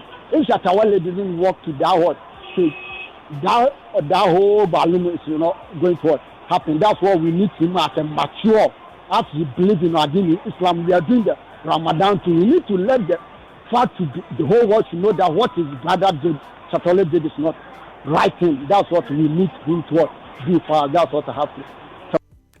Yaro, thank you very much. I don't hear a question for Sadiq though. All right, let us pick our last caller. Let's see who's on the line. Hello. Yeah, hello. Yes, your name and where are you calling us from? Yeah, this is Reb Joe, calling from Medina. All right, go ahead, my brother. Sarkis listening. What I was saying was that Sarkodie is a type of artist in this world, not Ghana, who is very talented and ready to support and to help everybody at all he meets, whether he knows you or he don't know you. Look, Sarkodie did something which I don't want to mention my name for him to know the person who is talking, but he did something which, when I want to talk about it, Mola Krabeshi. Hey, that's overreaction. Sarkodie is a type of artist that feature Sarkodie. He makes sure that he comes out easily. And Ushia Sarkodie, baby, you sit in your home and say Sarkodie is a very rude human being. He's not good. He's the type of bad human being. But Ushiana, Sarkodie made him promise be who he wants to be, because what? Yep. He's a very talented and he's a very great human being in this world. Sarkodie, I want to say this. There are 3 talented artists in this Ghana. You should look up to one of them, because we all trust in you, what you can do. Will be out easy. You have a spirit in you, a spirit in your.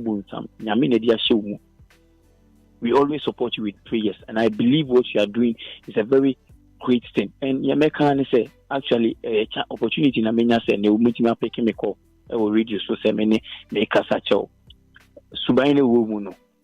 Koswana so.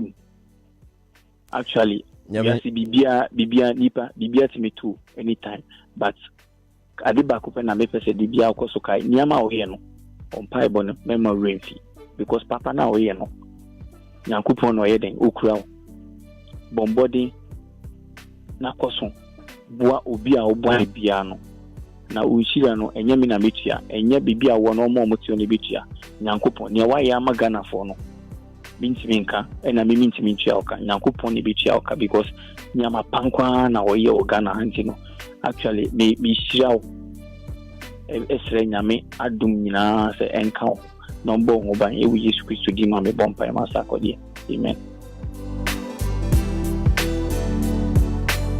Joy 99.7 FM. Sak, that was too deep. You wanna cry? I'm trying to look at his eyes though. I can lend you a few tears. Mine is still not finished. That was very deep. Thank you. Oh, again, today come for you. Oh, George, my question. So you have one last question, yeah. because I think there's no better way to end this interview than this one. But it's a simple question. It's not one of those ones that you think is controversial. All right. I think I've watched this man, and every time I keep asking, what kind of brand is he projecting? People say, like he mentioned in his interview, that people think that, oh, you're too new. Miss, I told him last time that you behave like you're the godfather of the industry. Like you pick your phone and then you want to talk about everything that worries the industry, what's happening in the industry.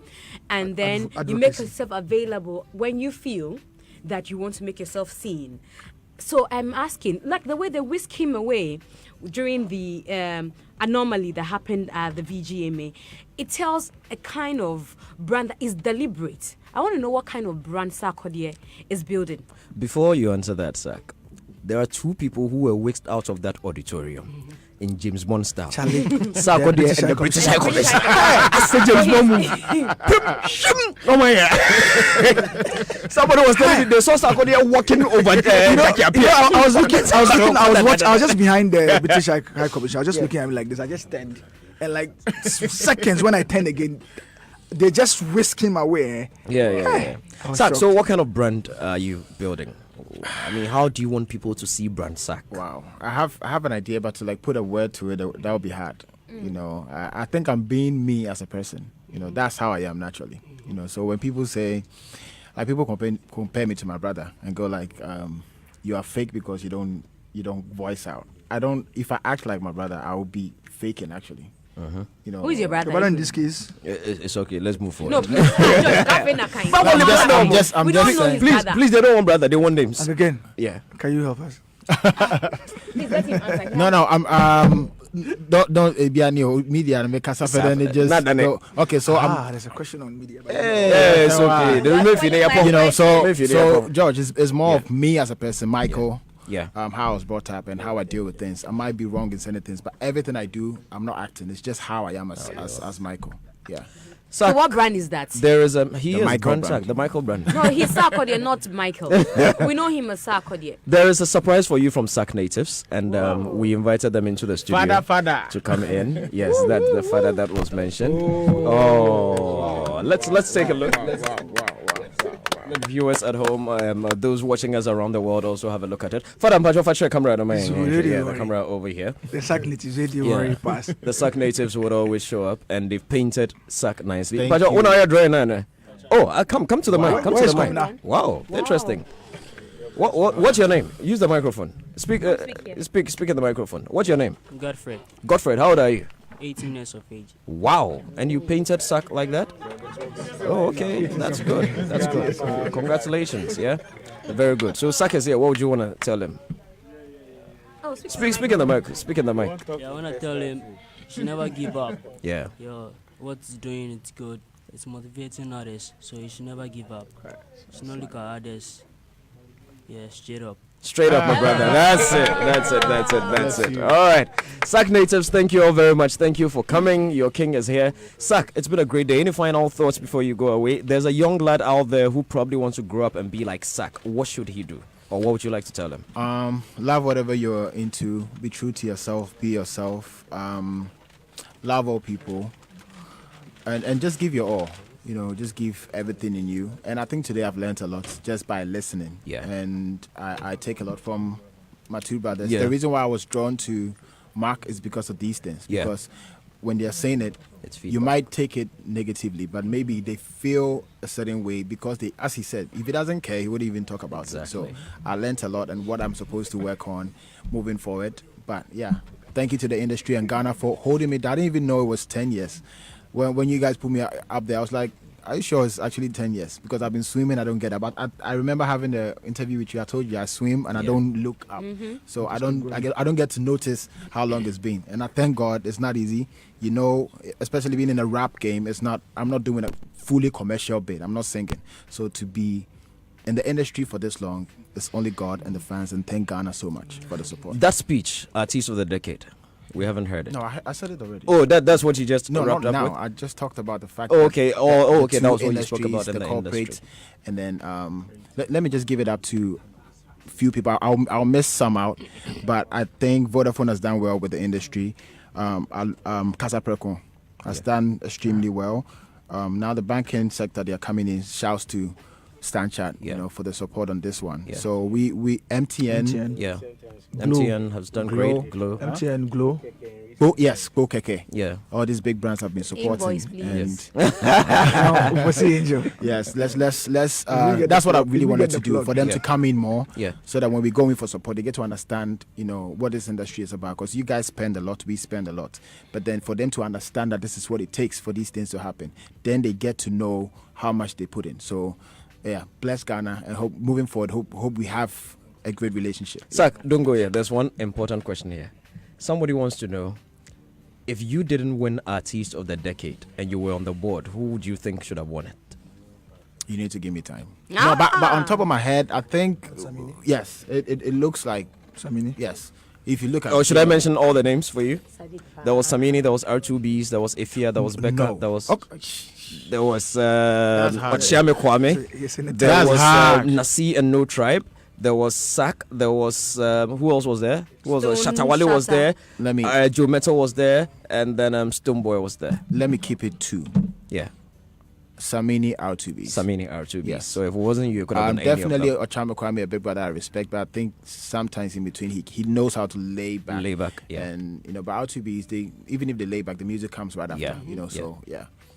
Sack, thank you very much. You so It's been an honor, and thank you very much for coming on time. It is an act of discipline, and we really appreciate it. We would want more of such from all the other acts that we have out there, and then we would also hope that when we do invite, they would come. And please, all those others that are complaining that when they call you, before I go, so it's been a long time I spent time with the fans, not just fans, but any football fan. Okay. I don't know when the finals for Champions League is. I can't know because next Saturday. Saturday. You know what team do you? I think hits is doing my team is not in the He's a Man United fan. Wow, no, don't force me, please. Arsenal fan. No. But he can't be a Liverpool fan. What is happening is we want to watch the match together with the fans. Okay. So if you follow me on Instagram and Twitter, I'll be putting out details as in how to make that happen. So we can watch it together, and after that, I'll perform for the fans as well. Oh, great! So both, I don't know, it's Liverpool and Tottenham. So all the fans will come. Liverpool win. You never walk alone. So those informations will come tomorrow, and DJ Mensa will be on turntables. We're really gonna have fun. Maybe you should just let them join you at the Hits FM rep or Jesse at Aviation Social Center. Kenya bad cry. On the same day. It's on the same day. Sir, you see the risk in fraternizing with gatekeepers. You see, as you open up now they won't box you for. You see, you should never listen. If gatekeepers wants to do anything with it, they should go and look for that Lumba. Wrap it up. But all your songs that you've done, all the collaborations features, which is your personal favorite? All the songs. Like other songs? It doesn't matter. Your own songs. Yeah. Which is your personal favorite? You were playing it you were playing it already. It's Hope. Yes. Thank you very much for coming, my brother. It's been an honor. Yeah. Joy 99.7 FM. Yeah. Tibia would Timubia, won't Quadia, Mawabemu. You saw better on his own tia, if you ever want to Bensu. So you ask a crab a program, we see a 4 baby you are man. Chedian points in a neat one and muscle, Mawakumentu. Usu, I was so would ye and a wolf from Munina. A puro was so I know a shapanti, I would Yakoma. Your young coupon with whom Mob Rock is here, the man and man. O Christo de Hunton the Diawa Dawana. What told me put on my town for him and Ramin Yeni Dasso. Was some inside the Mitrapo, calling Yamaquanso. Sesena me what that's what Yasadia will need a wasso. The table time while you be paying what that's Sujin and Nasso. And falling into Yassi. When young upon the Tiassi. We didn't even shas in Pedias and we name the grassy. Nipa Bestro now. When you cry, I hear Chivasi. Did you name Ubunko to Yaka Sanya Memedasi? Senior Cassia to be my dad in Tino. And so Chebe Brebato, so Kai baby, I will fino. Yachida would do CDB Fien and so we're down with Chino. The Pompire when Sabaka would hear with yes to Dimo. Open the Pompe. So I know the Bebanama Wabamumbo. In a Pindinama Wakumen. Yeah, what did you want to Nani? I'm so adding in a Dipuano. So I know the Bebanama Wabamumbo. In a Pindinama Wakumen. Joy 99.7 FM. You're looking for someone to take your sorrows all away, one to hold you tight and say everything's gonna be okay. Kaisabra will pray now, Wamani Huna Hunemia, and yet the night to be try. Hold on to your faith, there will be a. What else? Ariki, baby. Joy 99.7 FM. Oh, na, what you heard about brother? I thought you are my the one's cut that is loving matter. Let's see how I can. Mommy, I want to mop the floor today. But I said it first. When did you say it? Mommy. Yes, my dear. Can I bath myself today? No, dear. Daddy will bath you today. Hey, where did I sleep today? Everyone is willing to help me. It's because of the smell of the new Camel antiseptic. No, it's because of the scent. It's the fragrance. The new Camel from Carex has a fresh and nice fragrance that keeps everything smelling so good with the same protection against germs. Camel cleans, cares, and protects for healthy skin. This advertisement has been vetted and approved by the FDA.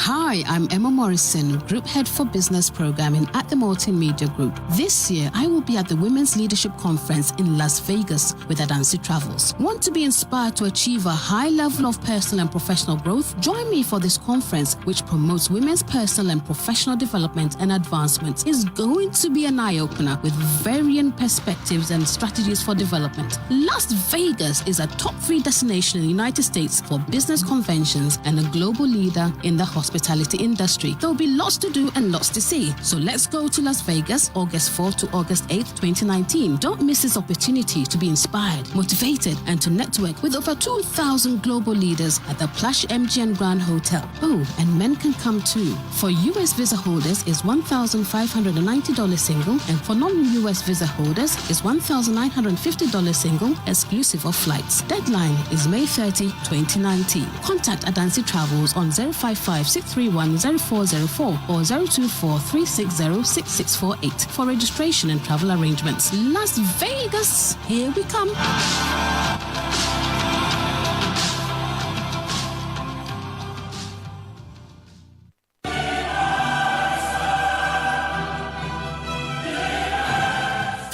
Rep your Jesse, we go pop basa.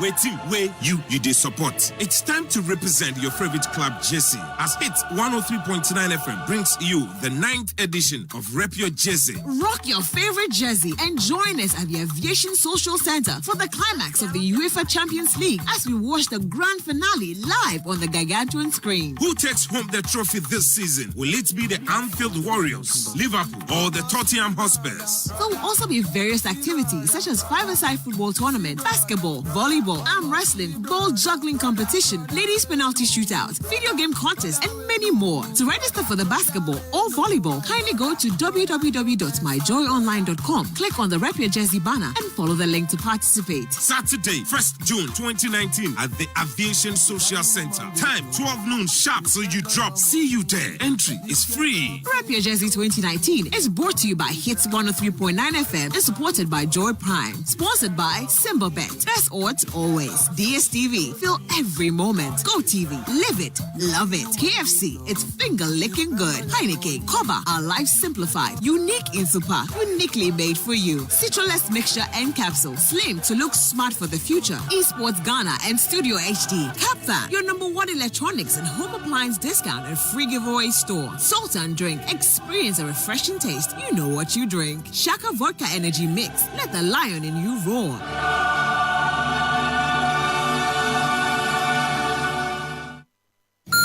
Game over. Oh no, I lost again. Mommy, can you please buy me some coins for my game from Play Store? Please. Kojo, how? I don't even have a debit card. Hey, Mommy, don't you know? You don't need a debit card to buy on Play Store. You can pay with MTN Momo. Can I?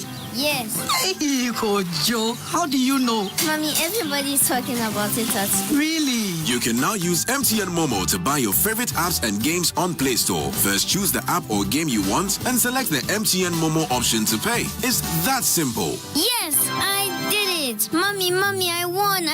We day for you everywhere you go. Every year, thousands around the world receive impartation from the biggest gathering of pastors, leaders, and business leaders to impact their generation. The Supernatural Empowerment Summit. This year, come and receive an impartation from these great men of God: Bishop Tudor Bismarck, Zimbabwe; Pastor Ayo Orisejafo, Nigeria; Apostle Professor Opoku Onyina, Ghana; Apostle Sam Crunchy Ankra, Ghana; and the host, Bishop Charles Ojinasari, Ghana, under the theme Power for the Last Days, starting Monday evening 27th May to Saturday morning 1st June 2019. Join us for the evening sessions at 5:30 p.m. and morning sessions starting Tuesday 8 o'clock a.m. at the Paris Dome, Jolly Junction, Accra. To register, visit www.stsummit.org. It's the Supernatural Empowerment Summit. Come and receive power for the last days.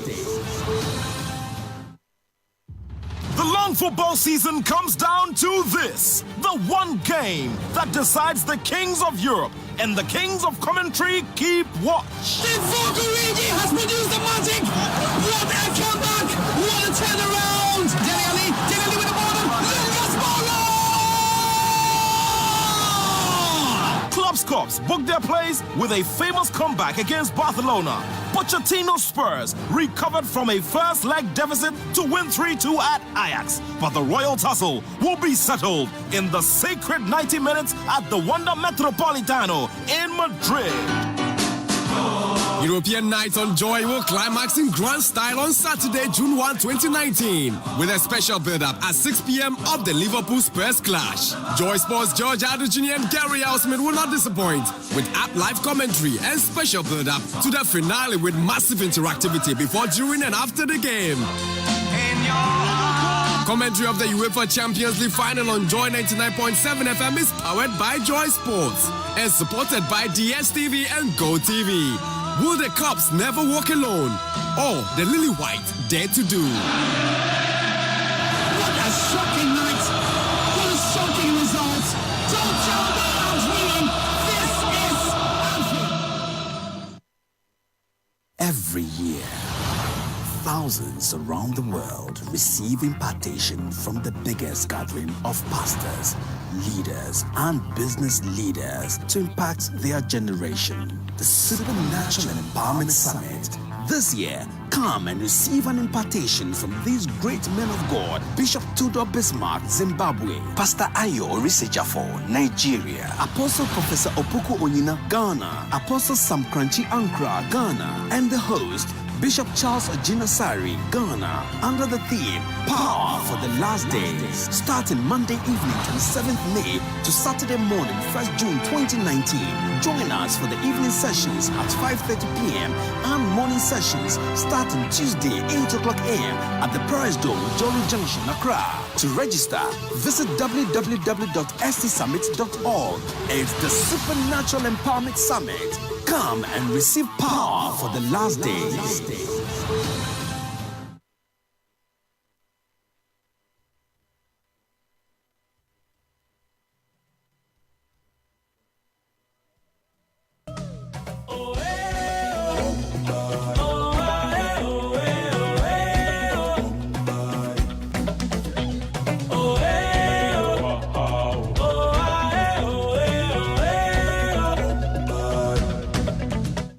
And that's the theme song for the VGMAs, meaning we're just about to go into that talk. But ahead of that, let's speak about another award scheme that's just about to come up. I hear I'll be winning an award there this year. So, so let's talk about it quickly. Yeah. My brother and friend, one of Ghana's finest actors, one of Ghana's finest, best-dressed gentlemen is right here in the studio with us. Come here. The microphone doesn't want to stay. Kojo, nice thing. Yes, you know him as Kojo Rana, and he's the CEO for Emmy Africa Awards, right? Yes, sir. And this will be the third edition? The fourth. Fourth edition, wow. Very long way. Very long way, congratulations. Thank you. How have you managed it? It's not easy. And it's not a paid event. Sitting on that seat. I know you understand it's what not, it takes. It's not a paid event, right? Do people buy tickets? To some extent. Okay. Yeah, just is it an award show? It's an award show. Mm-hmm. It's an awards event. Why do you sell tickets? What? Why do you sell tickets? Why do you sell tickets? We need to make our money. we spend money to put up the show. Yeah, I was just we were just doing that. Okay. So, what is the process of choosing nominees for this prestigious awards night? Right. We have a very, very strong and able faculty. So, before the faculty's work starts, we call for nominations from the public. And then we also have a very strong secretariat. So the secretariat also does a lot of work. And then, the feed we get from the public, together with what the secretariat, the research that the secretariat comes up with, the faculty sits on it, and then they do their shortlist. And then we have two categories of awards. We have the public and faculty voting categories, and then we have the categories that are just the faculty voting categories. Interesting. Yes. So for the public and faculty voting categories, after we've called for the nominations from the public, and the secretariat has also done a lot of work, and then we've shortlisted. We'll bring it back to the public to vote again, and that the breakdown is 40% public, 60 faculty. So really, the decisions are made by your faculty, not the public. Well, the public also has a voice. 40%. Otherwise, we wouldn't have asked for them to nominate. But at 40%, you know clearly they don't have a say. They do. 40%. 40%. 40% over 60%. Yeah, of course, their voice is heard because you're bringing back the narratives. Yeah, I mean, I know you are into an award scheme, so you understand. Yeah. That's why I'm wondering why the public has 40%. Anyway, but that's cool. So, how many categories in total do you have? We have about 30 categories. About 30 categories. Okay, and these categories cut across various sectors of society. Cuts across various. Beautiful. So, how do people get to vote? Do you vote online via short code? How? Right. So, just last Thursday we had nominee announcement, and then we also officially launched the 4th annual Emmy Africa Awards. Yeah. And so people can vote on our website, emmyafrica.com, or hashtag #EmmyAfrica on all our social media platforms. And they can also text Emmy and the name of the nominee to 1393.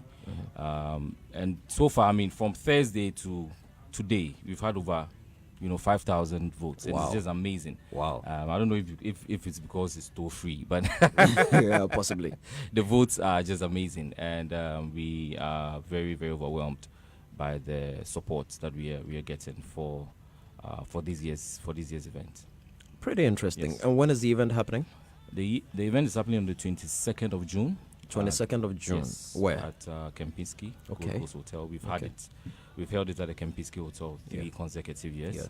And this year we are very excited because we have some very remarkable collaborations. We've collaborated with the Commonwealth, the Royal Commonwealth Society, and we have also collaborated with the Veteran Administration of Ghana. So there are a lot of interesting things that are going to come up this year. We have also collaborated with the Diaspora Affairs Office of the President. Okay. So for the year of the return, we're going to bring one great Ghanaian home to be honored at the Emmys. So this year is going to be very, very exciting. A lot of features. Who's hosting the show? Too early? Nothing at Any all. unveil of performance? Not at all. Not yet. Nathaniel Ato will be hosting the show. Yeah. Okay. And but performance will be announced in the course of the year. In the course of the year. All right. Okay. Kojo, I don't know if there's any other thing you want the public to know as far as Emmys is concerned. Well, I'd like them to, go ahead and vote for their favorite nominees. So we've put out the names. They go to our website. All the information is there. Yeah. Go out there, vote for your favorite nominees, so that the best person wins. Yes, I think everybody the in there win. is a potential winner. Yes. Am I there? You might get an honorary award. Now we are talking. Sadiq, did you hear that? Lifetime. Yeah. Lifetime. Yeah. For the Ghana Heights Association. Yeah, exactly. All right, my brother. Thank you very much for passing through. Yes, we will look forward to that 22nd June. You said yes. Kempinski Gold Coast Hotel. We'll come there. We're gonna have fun at the Emmy Awards. Thanks, Chief. All right. Thank you. Nice one, Emmy.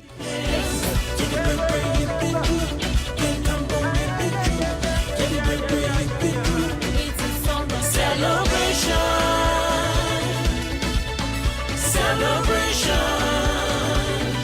Our music is.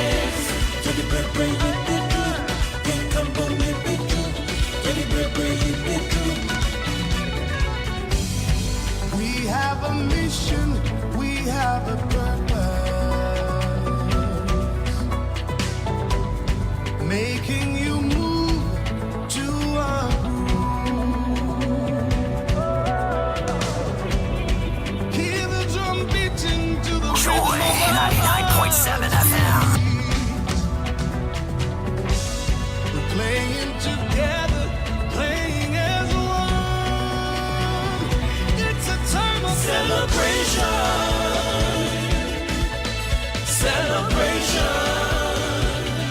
Our music lives.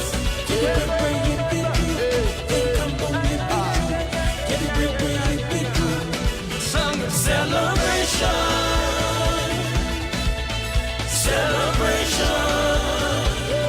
Our music lives. Joy 99.7 FM.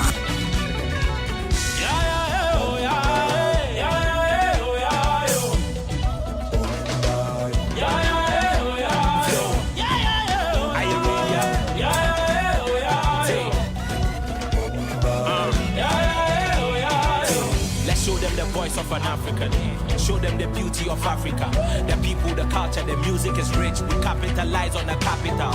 It no be lack. We work on what we lack until we feel like we the luckiest. So when we step in the building with the wind, we only they draw with an architect. From villages to metropolis, forget the movie, this is where the action is. Food for thought, the music be vitamin. So when it comes, we invite them in. How many times they can tell you we don't come to harmony, we live in harmony.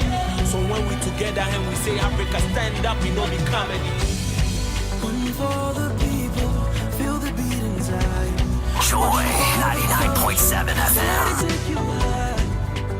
One music, one people, one nation, feel the beat inside. What the check it?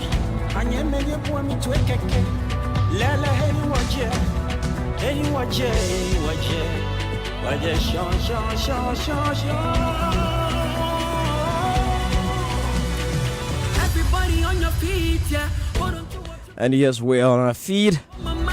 You're still locked on Joy 99.7 FM. It's 24 after 4. Saturday, 25th of May, 2019. And we're just about to start that talk. We've been joined by Ni Aite Hamon, Director of Productions at Shatta House, Ghana. Still in the studios, we've got Uncle Kennedy. Sadiq Abdullah Abu is here. Miss G is here. Kwame Rasta is also here. So where were you last Saturday? 18th of May 2019, went down at the Accra International Conference Center.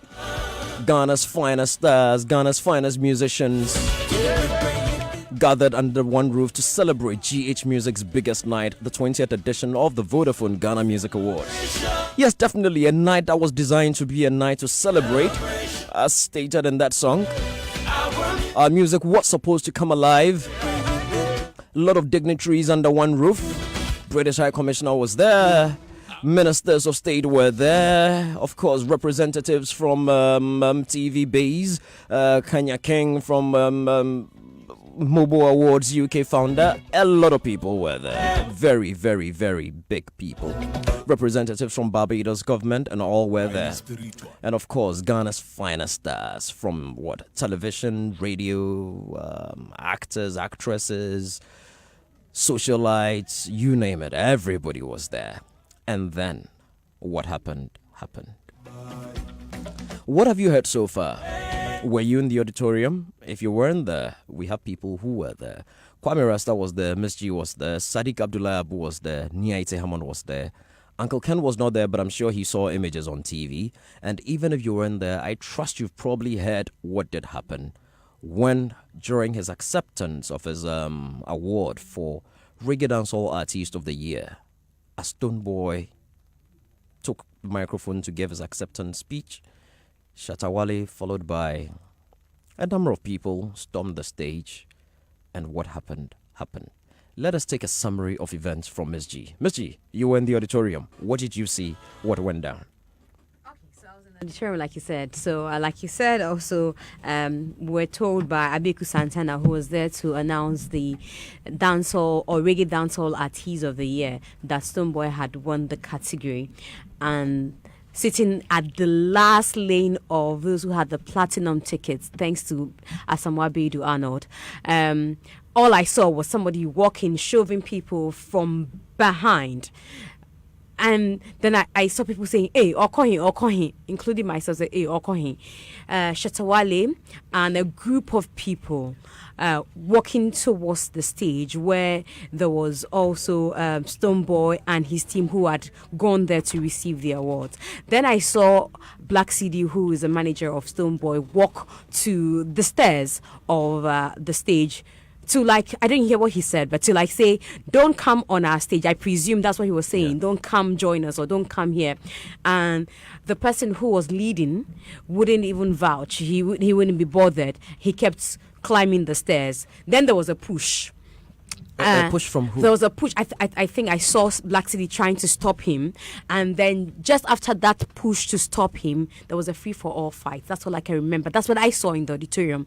It took videos for me to see that there were guns pulled out, one by a police officer, and then the one the Stoneboy also had, which I saw about 3 people pass. The videos I've seen tells me or shows me that it was passed from another person to another person before it even got to Stone Boy. So that's what I saw by way of video. But what I saw in the auditorium showed when CD was denying that young man access to the stage by pushing him like stop, and then there was a free-for-all fight. Ni, how did we get here? I mean, an event that is supposed to be an A-list event, that is supposed to invite the creme de la creme of society, an event that tickets were sold at such premium rates. I mean, 250 CDs and 400 CDs is not cheap. An event that had such high dignitaries in that auditorium. How did Charterhouse allow this to happen, if I should put it that way? George Quaye, Ghana's finest. That's KKD. The finest. No, everybody you introduce, Ghana's finest actor, Ghana's finest musician. Okay.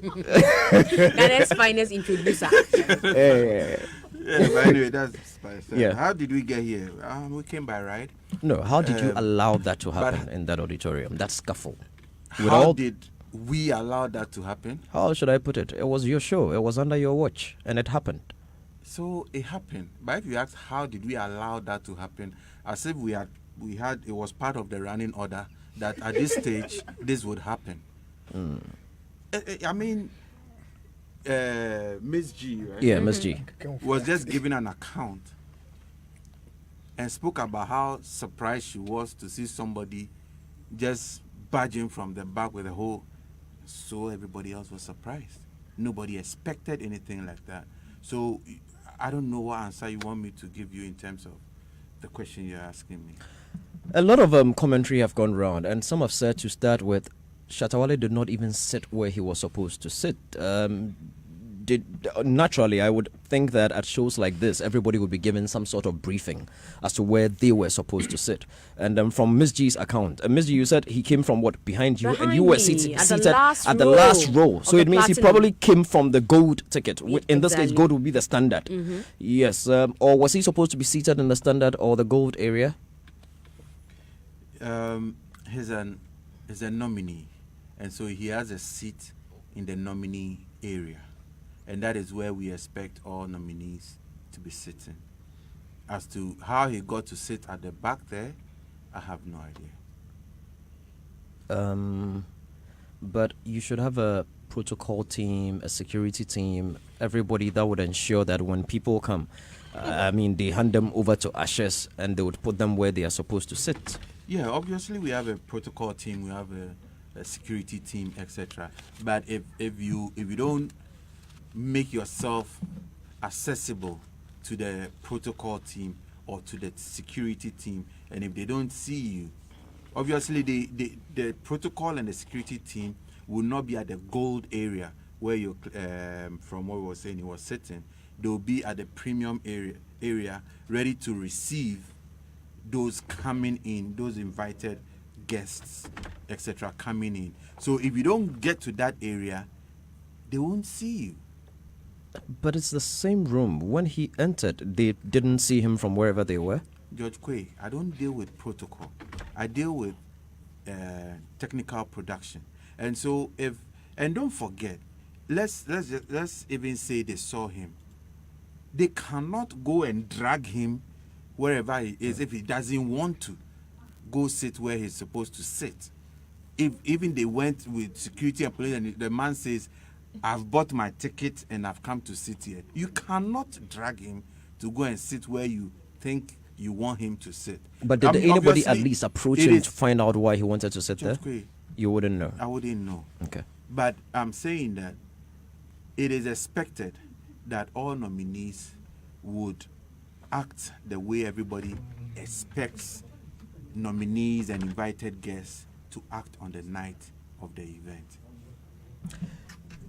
The thing that happened, Charterhouse, have you sat down as an organization to analyze it? And where do you think as an organization you also faulted? You know, it's very difficult to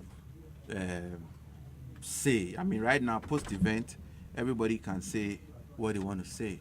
You get me? But as an organization, from beginning to end, we per the arrangements that we made in place in terms of production, in terms of protocol, in terms of security, everything was, as far as we were concerned, top notch, because we had given all those arrangements the best of what we've ever done. You understand me? So if it was protocol, based on the challenges of the previous years, we had improved on the protocol service. If it was security, based on the challenges of previous years of events and activities, we had over 85 or so security people on grounds, from military to police to private security to national security. You know, we had done everything from what we know, because don't forget, we're also not a security company. We are an events organizing company. So you deal with an institution or a company that also deals with those things. So you hire third parties, etc. But obviously, just like anything else, if something happens on the night, even though you might not, as Shatta House, we might not directly be in charge of that, once we have asked those people to do a service for us, we might take ultimate responsibility of any breaches that would happen. So in your account, which of the responsibilities of the breaches do you accept as an organization? Any breach that happened there on the night, so far as we have invited patrons to the place, we must accept that this was a breach and look at it to improve, such that we overcome such things in future. I like where you've gone by accepting that you breached. And some have also commended you. Accepting that there was a breach. There was a breach, which you accept, you take as a blame for the company. Which I take as, once we are the organizers. Exactly. We're on the same page, which is good. And some have commended you for the severe reprimand you've meted out to the two actors involved. You're mixing two things. Shatta House has not reprimanded. Some have commended the board for the severe reprimand that has been meted out to the two actors involved. That is the two musicians, Stoneboy and Shatta Wale. Yeah. But so yesterday, I had Johnny Hughes put up a post on Facebook, which sort of was an interesting question. That so should Shatta House also be reprimanded in one way or the other?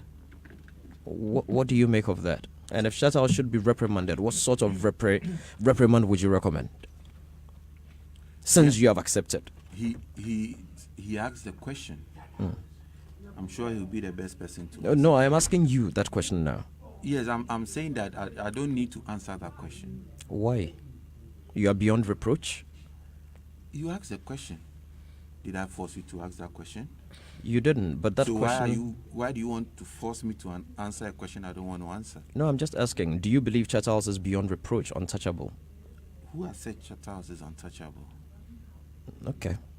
But that question doesn't make sense, and I don't want to answer it. Interesting. Okay.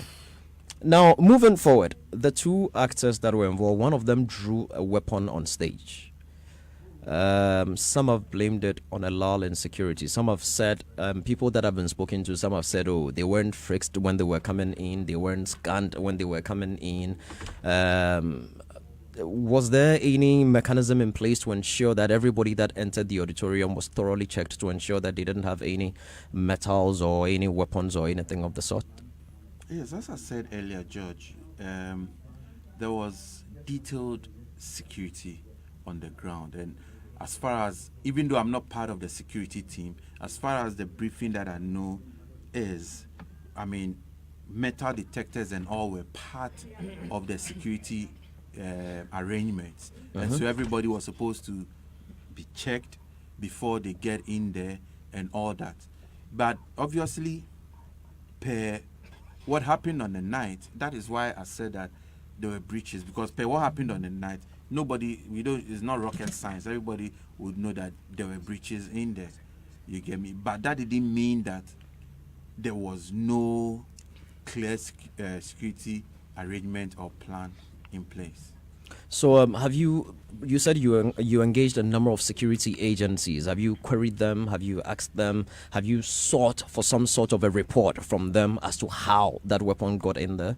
Because obviously you're not a security agency like you rightly said, but since you hired security agencies to do that work, since it's not your specialty, and there was a faux pas of a sort which you have admitted, have you, after the event, asked them to get some sort of redress?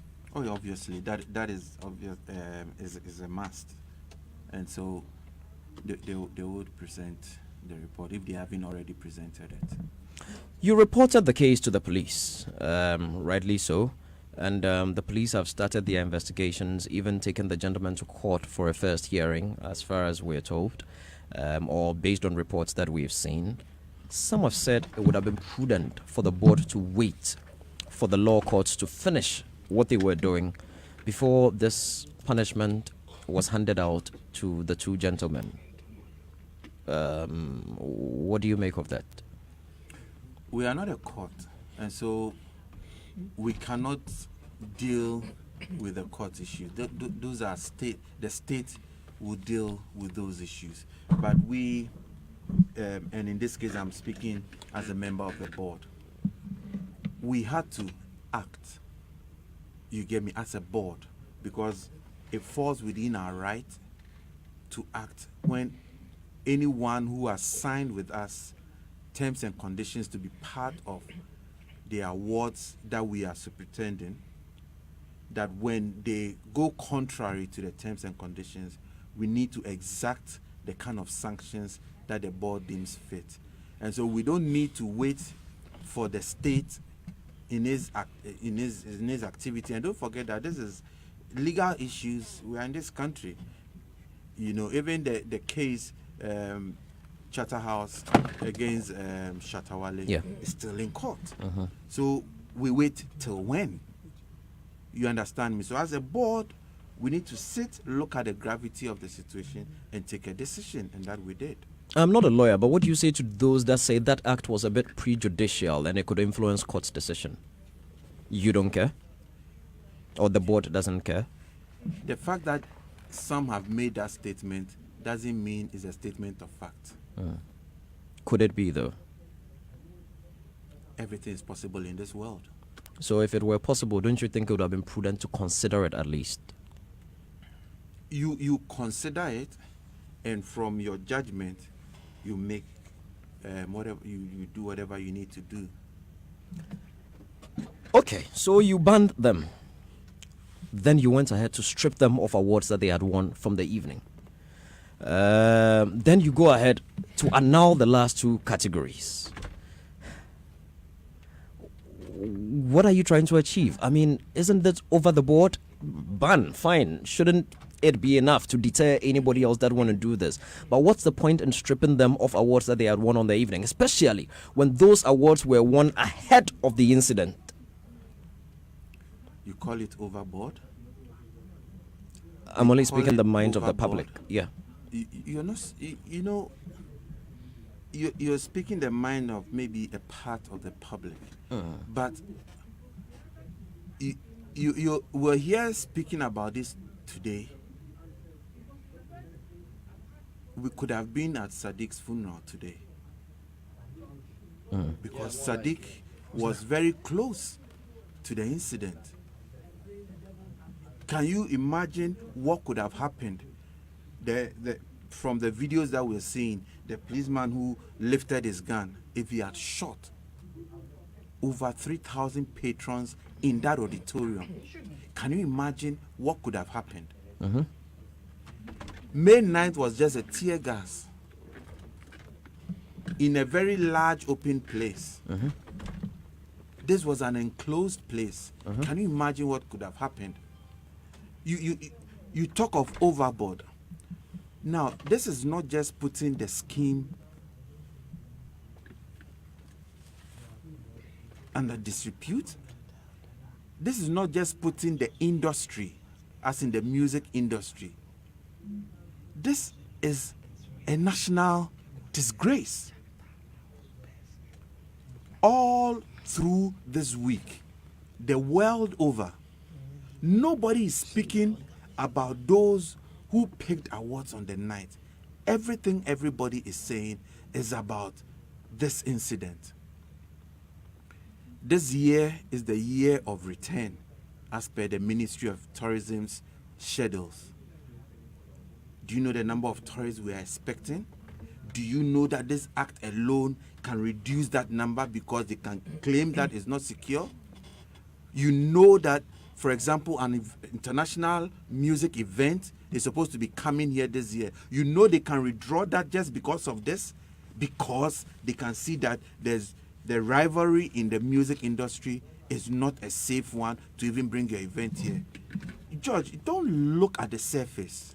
Look deep into what happened that day, and you would know that the measures taken by the board is not overboard.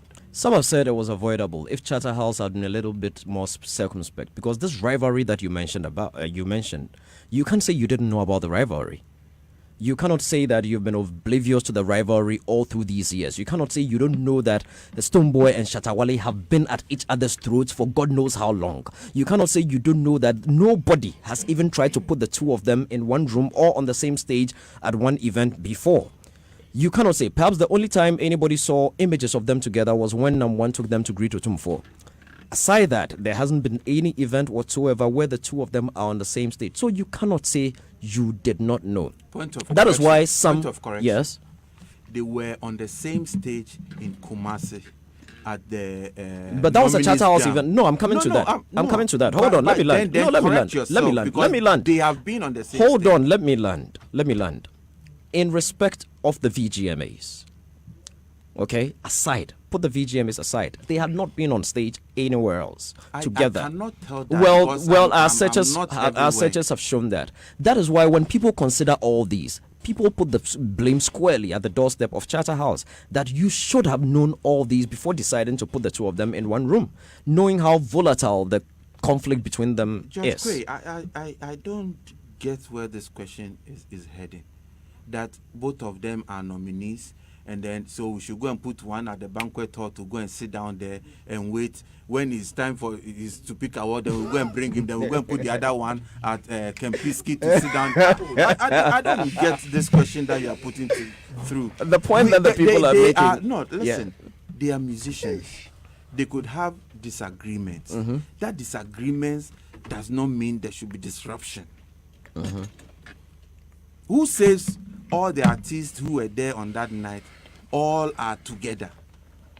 You understand me? That disagreement does not mean disruption. So let's not try and shift goalpost and try to position something that doesn't exist. Let me bring my panel into the conversation. Rasta, you are the one to my immediate right, so perhaps I should start from you. It's no reason to start from me. Why? There's no reason to start from me. I decide where I start from. Or should I start from Uncle Ken? No, I'm fine. I mean, even okay, if you, so let's go ahead. Yes. Call me out at dawn. I'll be ready for very good this particular one. Yes, you have Niaite Hammond. He's here representing both the board and Charterhouse, so you can speak to either of the decisions. Okay. Thank you very much. Then on the night, I was sitting 1, 2, 3, 4, 5, 6 rows away from the stage, and we've all seen enough. We've had enough, and my biggest disappointment was when the good people who came for the British High Commissioner, they came for him swiftly, and they forgot that I was there. I was so disappointed because seriously, I mean, my forefathers did business with the British, slave trade.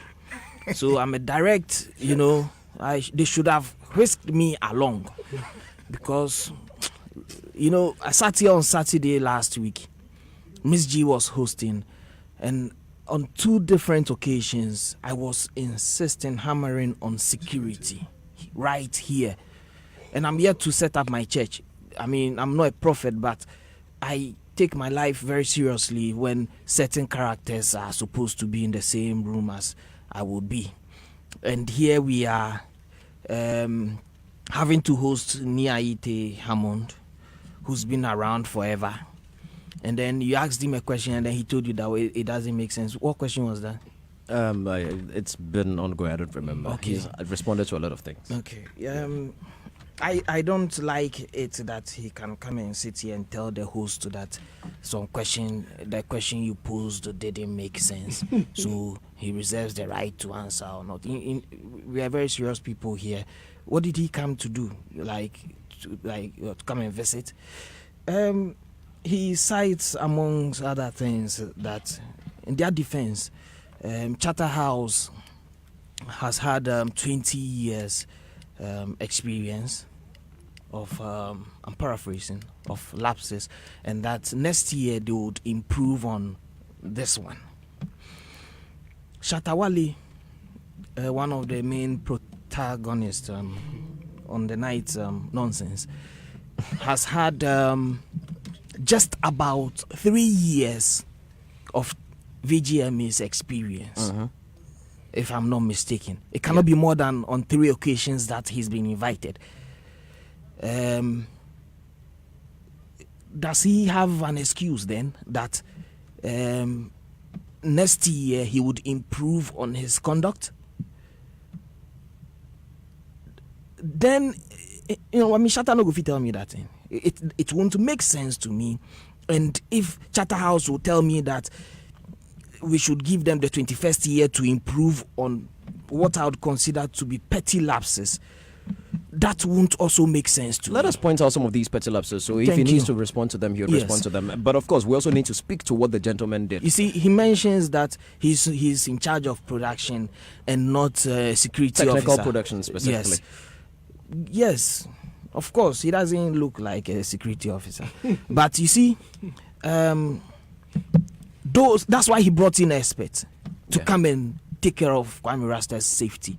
And then they slept on the job. And then they left me in the room with those people. Now, why? How did the gun find itself there? If they had, like he's saying, metal detectors, so far as he is concerned. Listen. When you were entering, were you frisked or scanned or Nobody anything? passed no scanner wand on me. I met a woman, a very decently dressed woman, and her daughter, who is 19. You asked her age?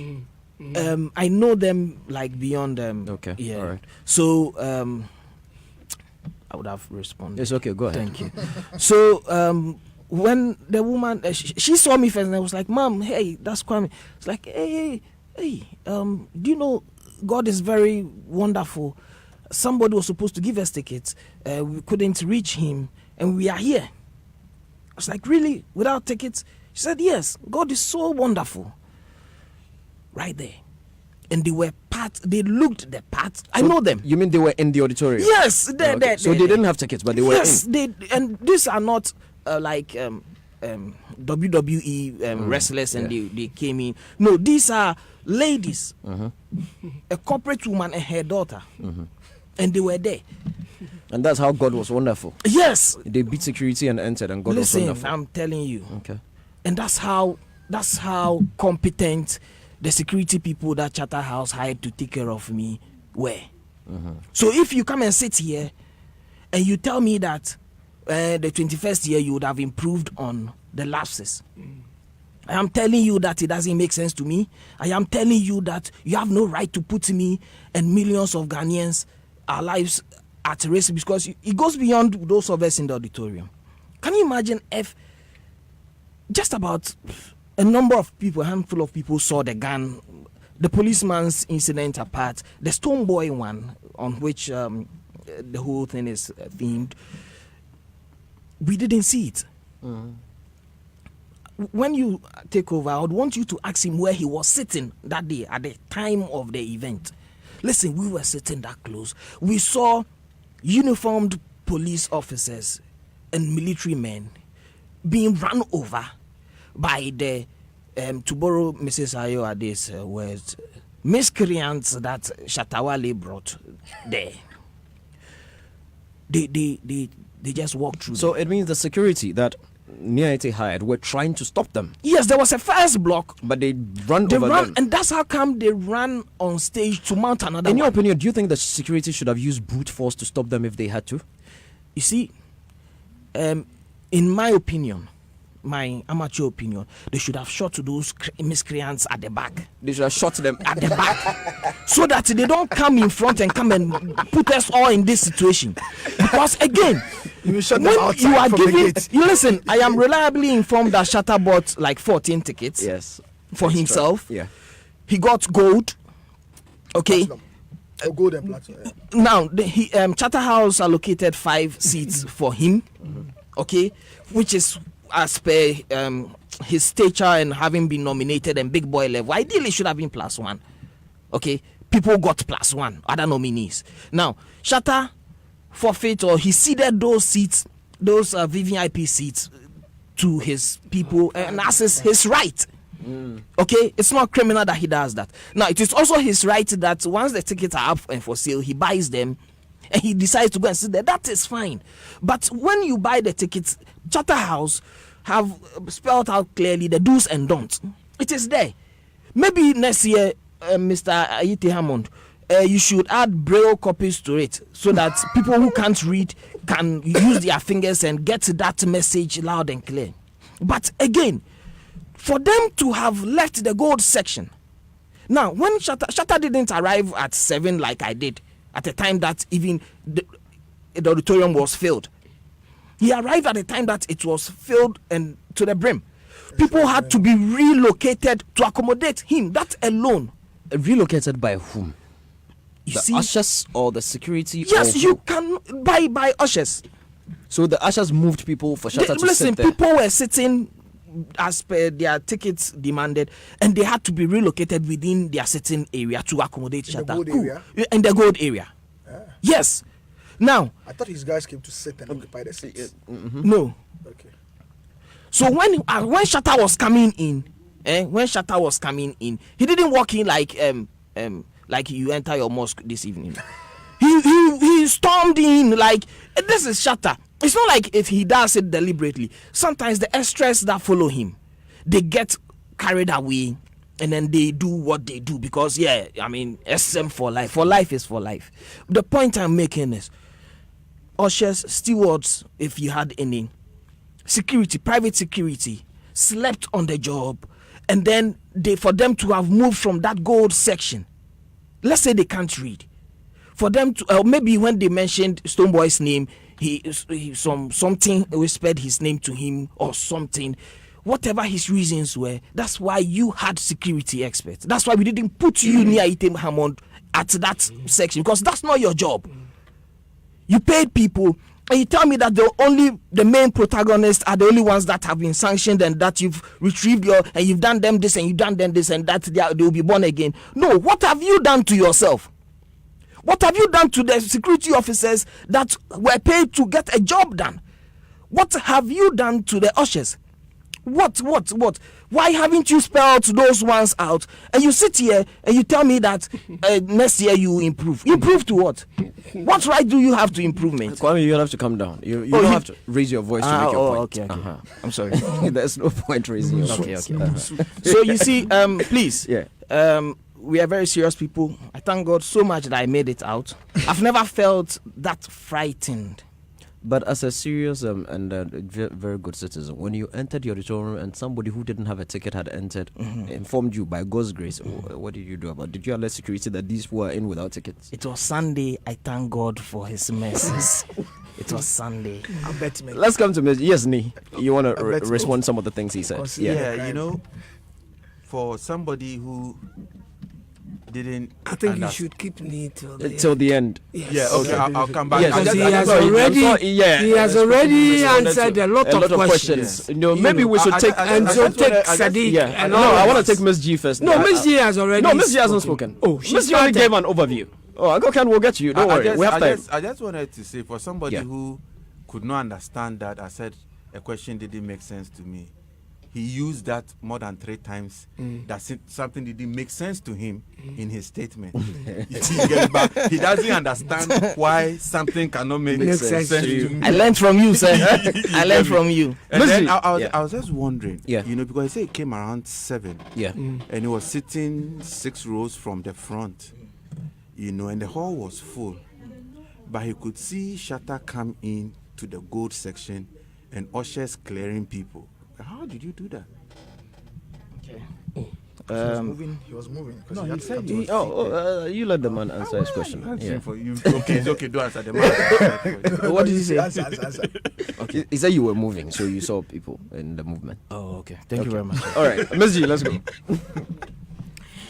I sat here on Monday during the Super Money show, and I said that the composure and the position that Charterhouse had taken when they released that statement had made it very difficult for us to fault the institution and to, totally blame them for all that happened.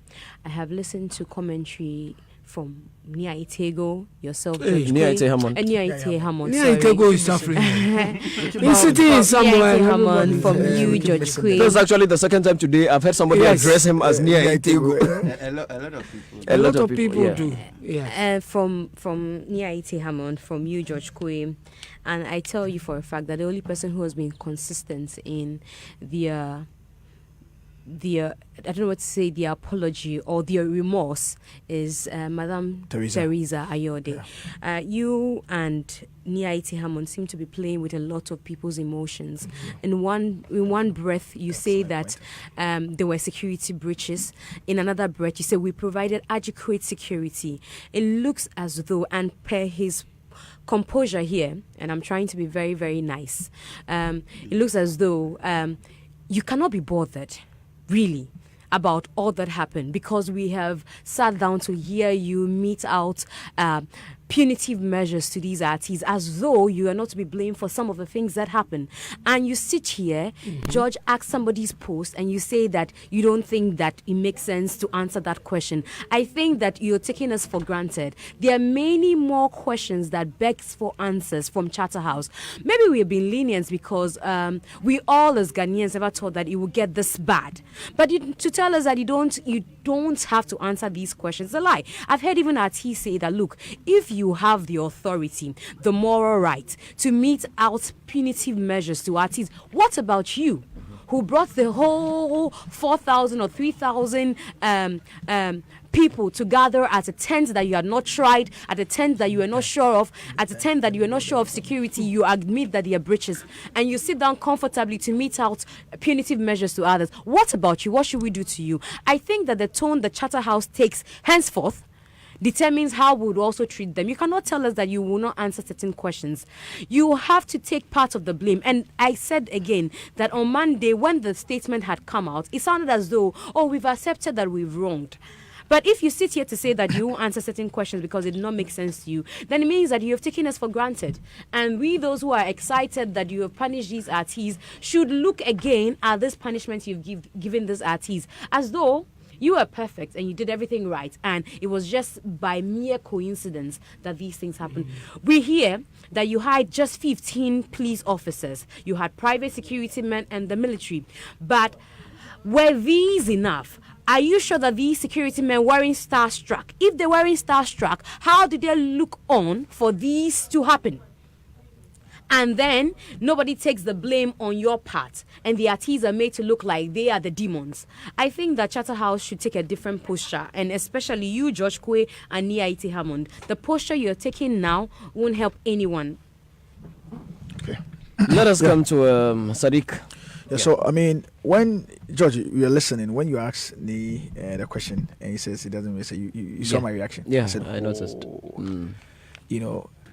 Coming into this from the beginning, from the beginning of the week, I've said it repeatedly that I sympathize with Charterhouse in terms of how some of the things they went through, the energies and the effort they put into it. But George, when an issue comes up, the approach and the way he's speaking, I was speaking to Aga Ken behind the scenes now, is very important. I'm sorry, Ni, you're a senior, but I kind of feel that this particular interview was probably Teresa should have probably been the one running through all the interviews, because from Monday till now, Teresa's disposition had been that of regret and taking a bit of the, genuinely and sincerely taking a bit of the blame and carrying it on, which kind of eased up tensions a bit in terms of the Charterhouse part, you know. And when these issues come, for instance, there are a lot of people that are looking for answers. The VGMA has become, at this point after 20 years, the VGMA is not necessarily a private event property of Charterhouse again.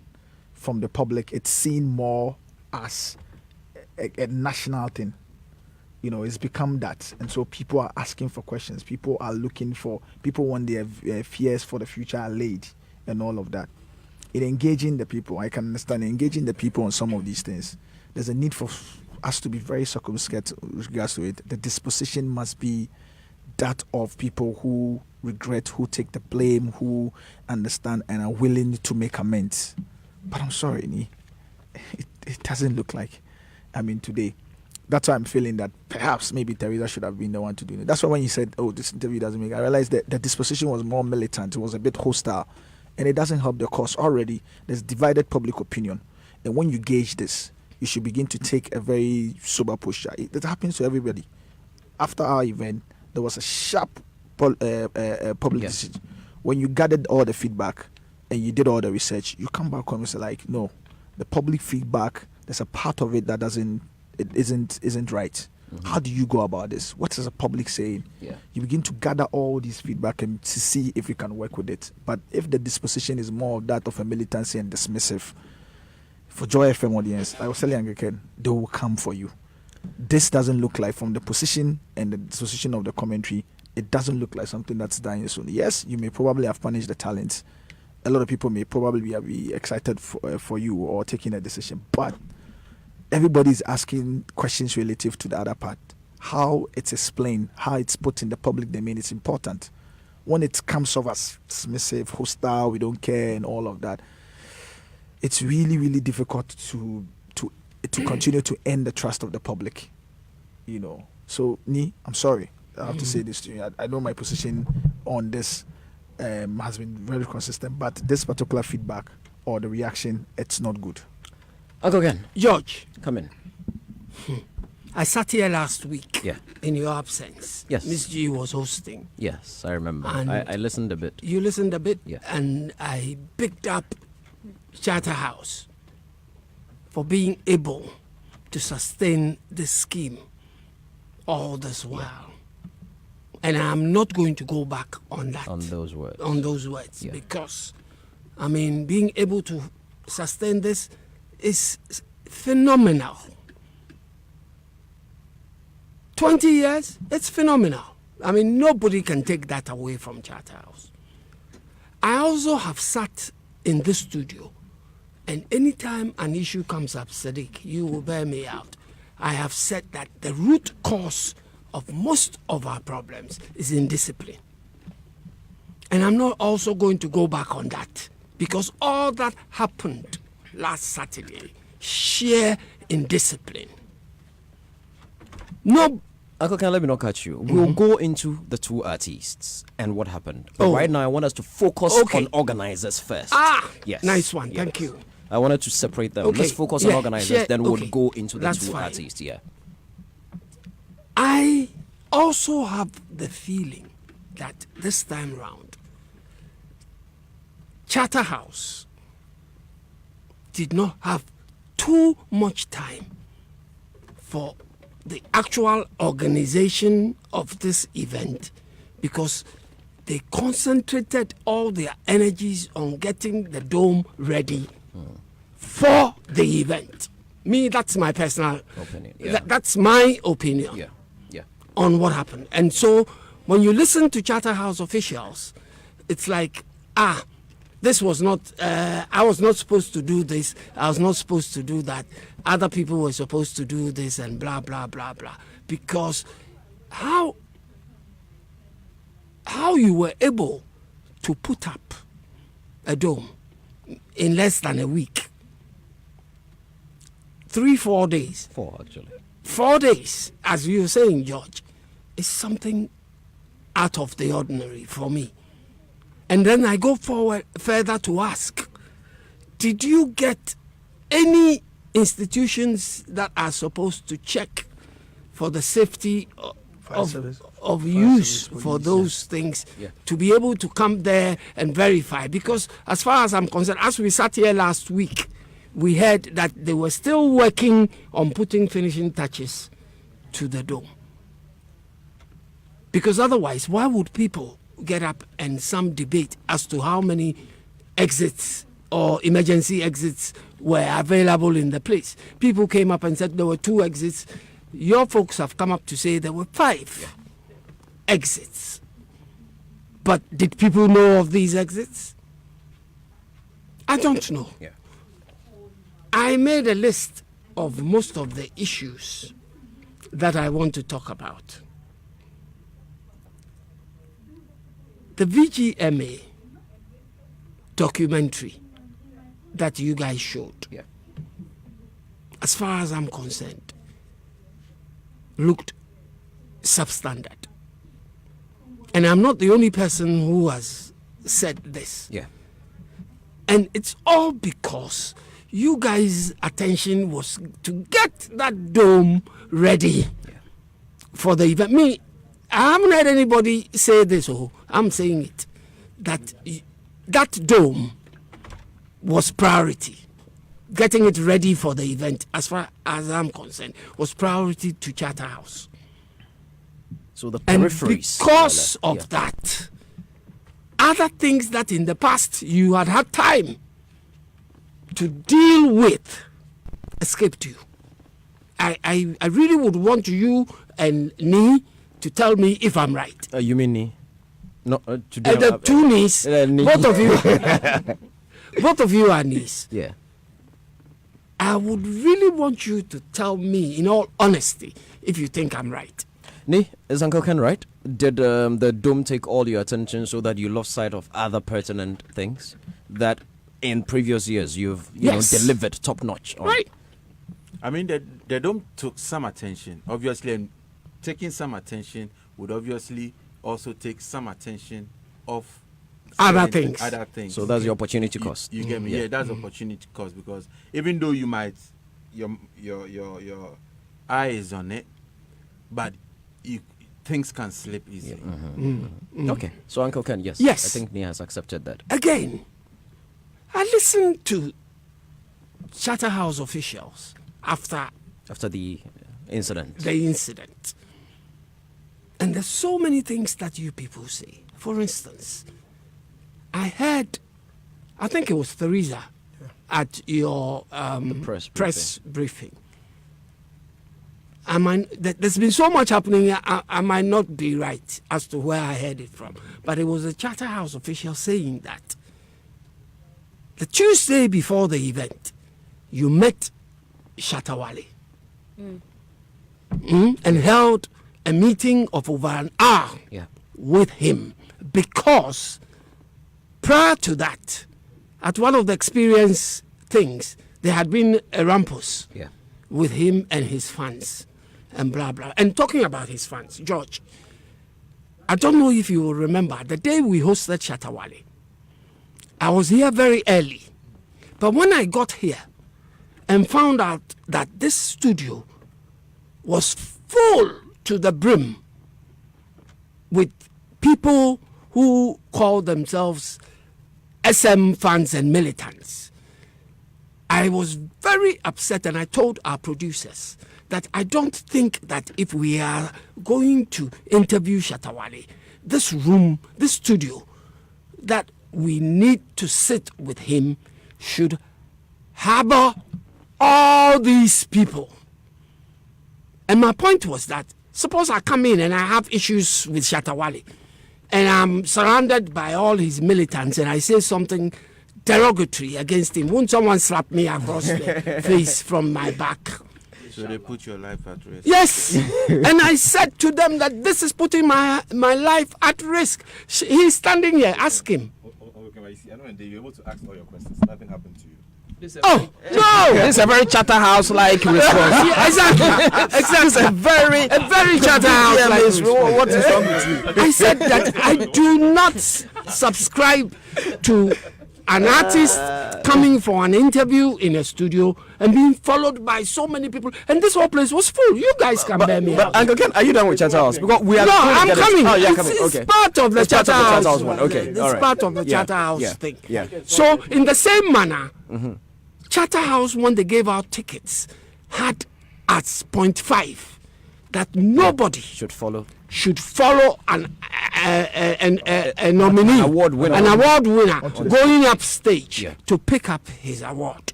And what did we see?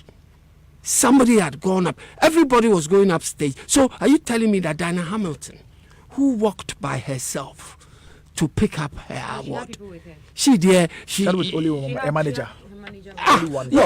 Those you allowed a few people, right? Correct. Yeah. Yes, but if it was on your ticket, did you state a number? Okay, there was no number. There was no number. Yeah, you have a point. But you did say that no artist, because the security will stop them. Yeah. But did the security stop Shatta Wale as he walked up? They were starstruck. They tried. How? No, they didn't. No, not until he got on stage. From the gate outside. Not until he got on the stage. gate outside. Oh, Kwame, when you were talking, I was quiet. No, I'm just helping. No, I don't want you to help. You were not there. Kwame, Yes, hold on. I saw it. I'll come to you to clarify that. I took my time. I recorded the whole There was an event outside Uncle Ken before they and entered. yes, and I watched it. Again, I'm surprised. I said to myself as I watched this thing, as the guys were going up stage, and Abeku Santana was the presenter. The presenter who was awarding Stoneboy. And I asked myself, why didn't Abeku say something when he saw these guys coming? Try to stop them as an MC by saying something like, hey, you guys, where are you going? Please stop. At that point, he was presenting the award. Yes. He was presenting. But he was on stage. Uncle Ken, sorry, it would have been worse. The emotions that I think provoked. I think that if he had, it would have gingered people to it know. would have fueled it. It would have fueled the panic. No, sorry. Kwame, Sorry. yes, Let Uncle Ken finish. I think you can have that. But again, Charterhouse have done very well. Yeah. After the fact, in the punishment that they've meted out. And I've heard people say that Charterhouse should have waited for the court case to have been determined before they came up with this. But they did this without prejudice to any other action that was being taken. And they had the right to do that. The other thing is that I agree with Sadiq when he says that the Charterhouse approach, apart from Theresa, between you and me, have been defensive. I think you should not be defensive because there were a lot of breaches. And the breaches that you talk about should not be pushed onto somebody else. It should be accepted and worked on. Exactly. It should be accepted and worked on. Because without that, I have been so upset at what happened. Lee, if you can quickly respond to everything, then we can go into the two artists and exactly what happened and actions taken thereof. Okay. People are picking and choosing what they want to hear.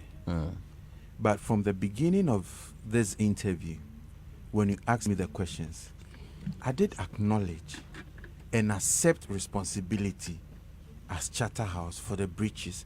Because what did I say? Even though probably, let's say, in terms of security, we brought in people to handle the security. So far as it happened under our event, we accept that responsibility.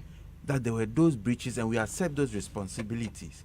You get me? So if you say my posture is defensive, I really don't get what you mean. I think what they mean. But for example, I don't think it is wrong if I don't want to answer a question, or if I don't see meaning, because when I say I don't see the sense in the question. I think overly defending it. Overly defending it worsens it. You get me? If I say I don't see a sense, so we don't see the sense in the punitive measures you give these artists. Right. But people have said that, and I don't hold them against it, because you are not insulting. That, you see, not seeing sense means that I cannot understand. I cannot. You don't comprehend. I can't comprehend. It is not an insult. No. For instance, you say Shatta Wale and Stonebwoy were paid to perform. Yes. At the VGMAs. Yes. They did not perform. No. Because of what happened. Yeah. Then Niaite is asked, are you going to get your money back from them? Nia's answer to that is, I am not in the finance department. That's the point I'm saying. For me, I wouldn't know. There's always a better way. There's this shifting. There's this thing everybody says that this away microphone, from blame. Yeah, this microphone. There's always a better way. Hold on, Uncle Ken. This is not blame. No. You've asked whether we are going to collect our money. Your money. I said that I don't know, and I cannot answer that. Yeah. Because the finance team will be handling that. It is not a no, shifting. but you also knew that Shatta Wale did not come for sound check. Yes, I knew. So was it not in your agreement with him for every artist to come for sound check? It was. And if that artist does not come for sound check, how does the artist perform? Okay, he's not in the legal department, so no. He's not in the legal department. That's what he would tell me. Yes. No. You know, Uncle Ken, if I have an answer for you, like for most of the things that you asked, I answered you. You understand me? But if I don't have knowledge of something, I shouldn't, because the moment I speak about it, it is taking that is what Shatta has. So I think that is a posture of the way you respond to it. Exactly. No, hold on. Okay. Hold on, gentlemen. Hold on. I think for us to move forward, we're running out of time. We need to go into the two gentlemen. No, but I think the general feedback is the posturing. From some of the and the messages fact that you, George, sitting here, I got a text message from Jerry Ajololo, your good friend. Jerry says to tell you, good afternoon, Uncle Ken. Kwame Beko has nailed it. George Quaye should have been a panelist today, not the host. How come? It would have been better if any of you had hosted it with anyone else from Charterhouse being on the panel, but not George. So you should have been sitting here, because you know when you started, you sort of cleverly posed a lot of the questions that we would have wanted to pose to. Oh no, but nothing stops you from still posing them. I that George has done really well with the way he's answered asked the question. It's left for us to ask the rest that we think that he hasn't asked. That's all I'm saying. That's all I'm saying. So quickly, so what I was saying was that so that we can move on. I think the problem is the posturing, and I think the posturing, like some of the messages that I have seen pop up on the screen, it appears a little rude and somewhat abrasive. You know, so maybe if we can just, because the difference, I've heard Theresa, I have heard you. I haven't heard a lot of. I've heard myself. I haven't heard a lot of difference. The only difference is that maybe you come off as a bit abrasive and heavily defensive. And you too. Yes. Oh, yeah. You today, you said nobody is going to get his money back. No, Uncle Ken, you did not hear that from me. I read that. You read that from me. Yes. And you know what our bloggers do. That is another discussion. That's true. Because on that, let me not be Niaite will answer his own question, because that was not what I said at all. Right. So I think it's just a posturing. Let us move forward. Miss G, let me start from you. The two artists that were involved. I mean, regardless everything. Yes, Nick. Before you go to Miss G. Yeah. You know, it's very funny when the same thing people accuse you of, they do the same thing and they don't realize that they've done the same thing. That's true. You get me? As we were seated here right now, when I spoke about the challenges that we face with the security, and that is going to help us improve on subsequent events. Subsequent events. It's a major learning. Basically, not just Charterhouse, but every event company. Yeah. Miss G didn't see eye to eye with me. Okay. But in a few minutes, just some few minutes ago, when Uncle Ken spoke about not feeling comfortable and that his life was in danger. What was the response? It would not happen again. That is acceptable. No, that's not true. That's I'm not. I wasn't happy with the way he answered Johnny's question that he posed. So she was being sarcastic. And he said that she was being sarcastic. Why do you say a thing like that? Do we see sense in the fact that we paid for an event and come sit down and then we get a fight at the end? Do we see sense in that? Has anybody questioned Shatta House? Do you know how long it took us to recover from that whatever was played in our faces? Respectfully, these things when you defend. That's why sometimes people will say that for the microphone, just sometimes leave it for people that are not to say that you are not a good communicator. No, but he has always been speaking for Shatta. Yes, no, I get you. But this is crisis. One voice, gentlemen, one voice. Lady and gentlemen, one voice. George, this is crisis. Communicating during crisis is totally different from communicating. But you have learned your lessons. Exactly. That's the point that I'm saying. After you give the 11 hours. Charlie, let us go on quickly. Sony, you were speaking. So, okay. Yes. All right. Basically, I mean. Yeah, that's it. Let us go on. So, Rasta, you were there. You were giving us a narrative of what happened on stage. I mean, regardless everything, generally, everybody has accepted, like Uncle Ken rightly said, it was a pure indiscipline problem from the sound check and all those things. Tell us, Miss G has already told us that she felt a push behind her. You were sitting on the last line of the... So you saw them come in, from what you were saying earlier. Yes. What did you see when they were coming in? I saw some men... hefty men coming from. In fact, I got a signal from on stage, Uncle Ken. Mind you, cameras, what you have recorded did not capture what we in the benefit. You know, so it tells a different story. Now, when I got a signal on stage that they were looking beyond me, like behind me, and not sticking to why they were on stage. So I also paid attention and I heard that some scaffolds behind. Then I turned. Then I saw these men clad in SM paraphernalia coming towards us. I was like, oh, please don't do this, guys. Don't do this. Don't do this. And then they were coming. So that's when security charged towards their direction through the aisle. And mind you, we had pressmen crouched there taking shots. So it's not like the place was free. It was filled. Now, when the security accosted them, they did not withdraw. They just went through them, and of course, with some touches, back and forth. Then security, having realized that they've been overpowered, they had to retreat and try to mount another block on stage. So it will seem to those who were watching that security had just now appeared. No, there was an initial accosting. Further, so the security did do what they were and they were overpowered. And they were overpowered. And then it happened on stage again. So, in fact, it was not until they got close to me that I saw Shatta in their midst. Up until then, I thought that these were just fans who were. So I got the benefit. Because I was watching at home and I saw the shot of him getting up. All the way through. So that's another bit of it. So when I saw him in their midst, then I was like, oh, please, this shouldn't happen. And then the rest is what we all know. Miss G, so they went past you. Yes, they did. What sort of scenery? What did you also see when they?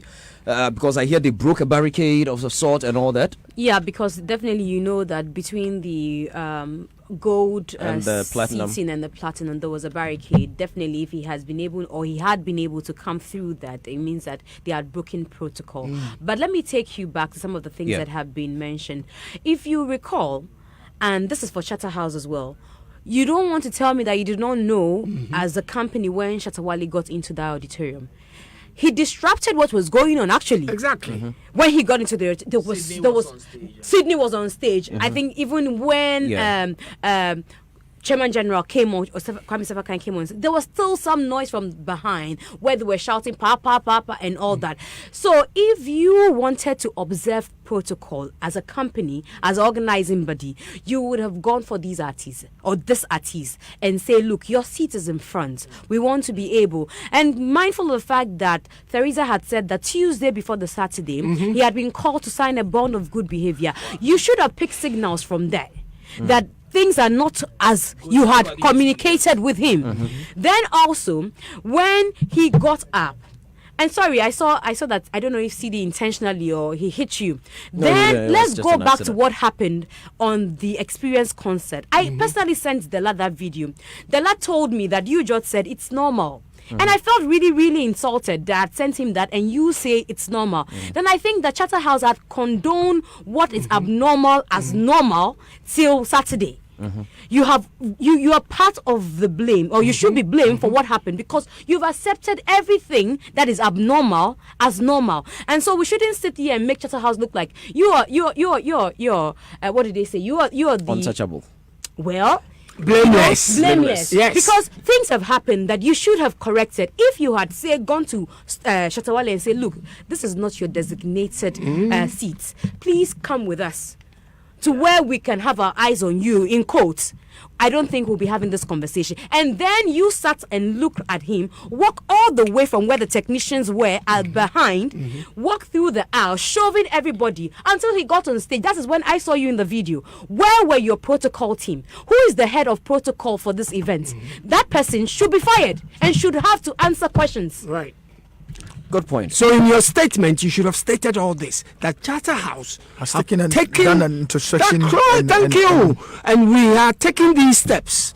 A protocol person is going to be sanctioned. I can hold that thought. We're going to the phone line to speak to lawyer Gary Nimako. Hello, good evening, counsel. Hello? Good evening, my brother. How are you? Counsel, we're very well. So we're looking at the fallout from the VGMAs over the weekend at the Accra International Conference Center, and we are trying to get our conversation to a part where we would actually bring you in, which is the display of the weapon on stage and its legal implications. And we just thought you could give us a legal perspective. We know the matter is in the court, so you may not be able to go into detail, but you know, what does the law say in brandishing a weapon in a public place of that nature? Well, good evening again to you and your panelist. Is that George Quaye speaking? This is George Quaye, yes. Well, George Quaye, but you yourself, you are conflicted. How are you hosting the show? This is what I do on Saturdays. On Saturdays, I don't work for Charter House. You should have recused yourself on this matter. That's why I'm not talking. But you are hosting, so yes. Anyway, let's go to the substance of the matter. Let's go. Yeah, let's go, sir. Right. Let me state first of all that we must all understand that society is regulated by law. Our behavior, our conduct, the food we consume, the water we consume, what we do, is all by law. It simply means we cannot do the things that we think we ought to do, which maybe in our own eyes, we may think is right, but may be wrong or offensive according to the law. If you are in a public place, there is a certain standard of behavior that is expected of everyone in the public place. If your behavior or your conduct in that space offends the public, obviously you will be more or less in conflict with the law.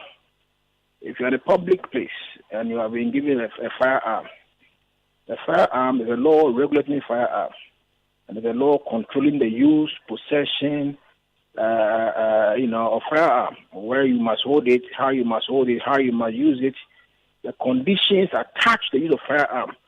It's all spread out by law.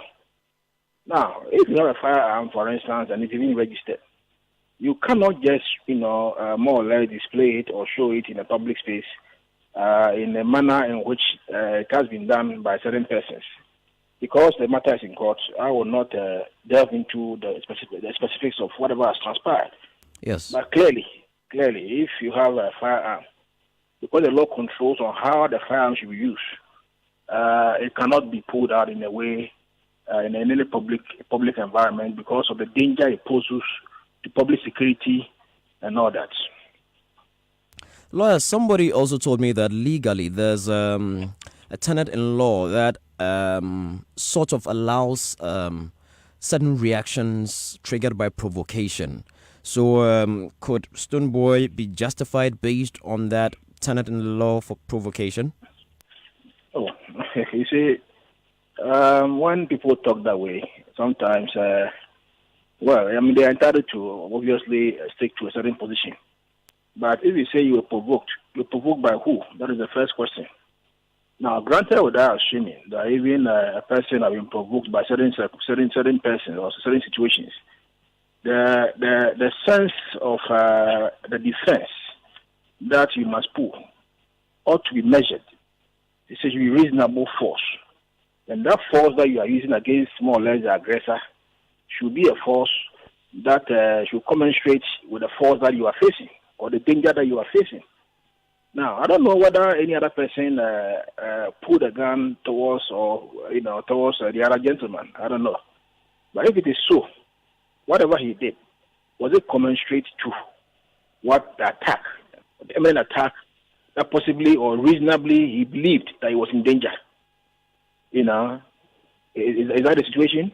Well, so when they say self-defense and they say provocation and all that, and I mean, I've been listening to this for so long, but I think those sort of things, those sort of defenses in the law court, at the end of the day, maybe it may not fly, because a court of law will look at the situation, the circumstance of the case, the facts of the matter, what the video, what transpired, who was the aggressor, if indeed there was an aggressor, look at the aggressor, the behavior of the aggressor, what the aggressor did, and what warranted the more or less the person who believed that he was under attack, the response to the aggressor, whether that response will commensurate the supposed attack on you. They will look at all those things. It's a case-by-case situation. Exactly. It's not just by saying that I was under attack and I was also putting a self-defense. Because you see, if for instance somebody slaps you, all right, I will slap you back. want to defend yourself, and somebody slaps you and you also pull a knife to cut the person's head. Can you say that defense was reasonable under the circumstances? Obviously, no. So the defense that you are talking about should be more or less commensurate with the nature of the attack, the nature of the attack that possibly you might have felt that you were in danger. That is how it is done. Okay, thank you, Counsel. But one of my panel members, Kwame Rasta, has a question. Please hold. All right, let's go. Lawyer, good afternoon. Good evening, sir. And thank you very much. I'm fine. Quickly, are we patrons who were in the auditorium that night who suffered an injury or two? I have videos of persons with swollen feet, persons who on Monday were in an optician's office for eye reactions. Can these persons and any other aggrieved party sue the host? No, you have to put those people, whether as a matter of fact, whatever harm that they suffered was as a result or was a consequence upon what happened. Because you see, in law, because of the duty of care, the breach of the duty of the care, and the consequence or the resultant breach that will arise as a consequence of the breach. So the first question to ask is that if somebody, for instance, has suffered any injury or whatever, is it dependent on what transpired that caused that kind of person to suffer that kind of injury or whatever? There must be a nexus or a connection. If you are able to establish a nexus or a connection, it will be difficult to prove your case in court because you will need to show that as a matter of fact, whatever has happened to you relates to those who have the duty to protect you at the place, the failure on their part to protect you, and the consequent breach which result out of their failure to protect you, then you can take them on. Lawyer Gary Namako would say thank you very much. If somebody slaps me, maybe I'll slap back and then I'll come and look for you. Oh, they slap you so. No. Thank you very much, sir. Have a nice evening. All right. So that was Lawyer Gary Namako there. George, me, if I had attended this event, yes, and pepper spray had gone into my eyes, I already suffer from glaucoma, I would have sued you. Who? Shatta House. Okay. When you say you, it sounds like you. But you are part of it. Let us do a few messages. This one says, "Good evening, A to Z. Miss G, well spoken. Thank you. My sister broke her right leg that very night because of these useless, clueless organizers." Okay. Good, George. You're asking almost all the relevant questions, but it's obvious Nia Ite Hammond is struggling to come clean.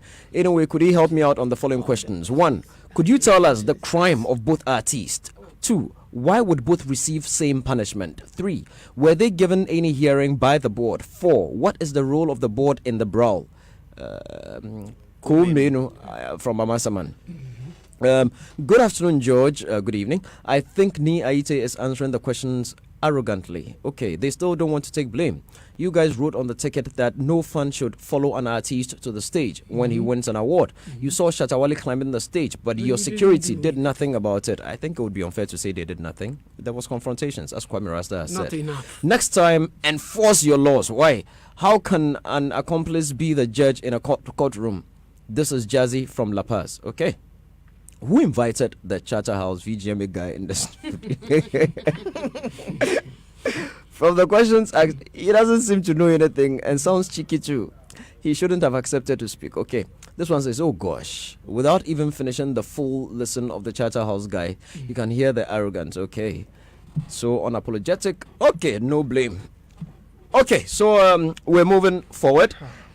Let us go to the phone lines and speak to Abeku Santana, who hosted the VGMA Experience concert. As well as Senior, he presented our Yes. Hello. Yeah, George. My big brother, how are you doing? I'm good, and you? We're alive and well. People say you brought the bad luck into the auditorium.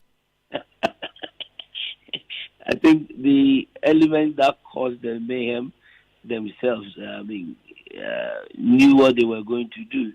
Stoneboy, having gun on him, and Shatta also not respecting protocol. Abeku, hold on. No, don't go too fast. You were on stage. Yes. You went to announce that category. Give us your account of everything very quickly. Okay, so George, as you directed the show, you prompted me to make the correction of the earlier announcement that the Songwriter of the Year was the next presentation. So I did that, and as your instructions, you said we should be brief. I did acknowledge the industry, which is vibrant, and that is creating job for the youth, and we need to focus. And I commended Charterhouse for the great job they have done for the past 2 decades.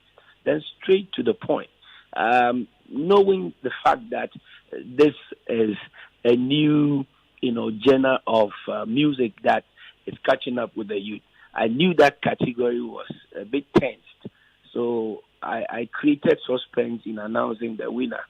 And just as I announced the winner, Stoneboy and his team came on stage, and I took the plaque from the usher who sent me to stage and presented it to him. So while I was presenting the plaque to him, I overheard Stoneboy telling Black City, what did they come do for here? Because my attention was not on the audience.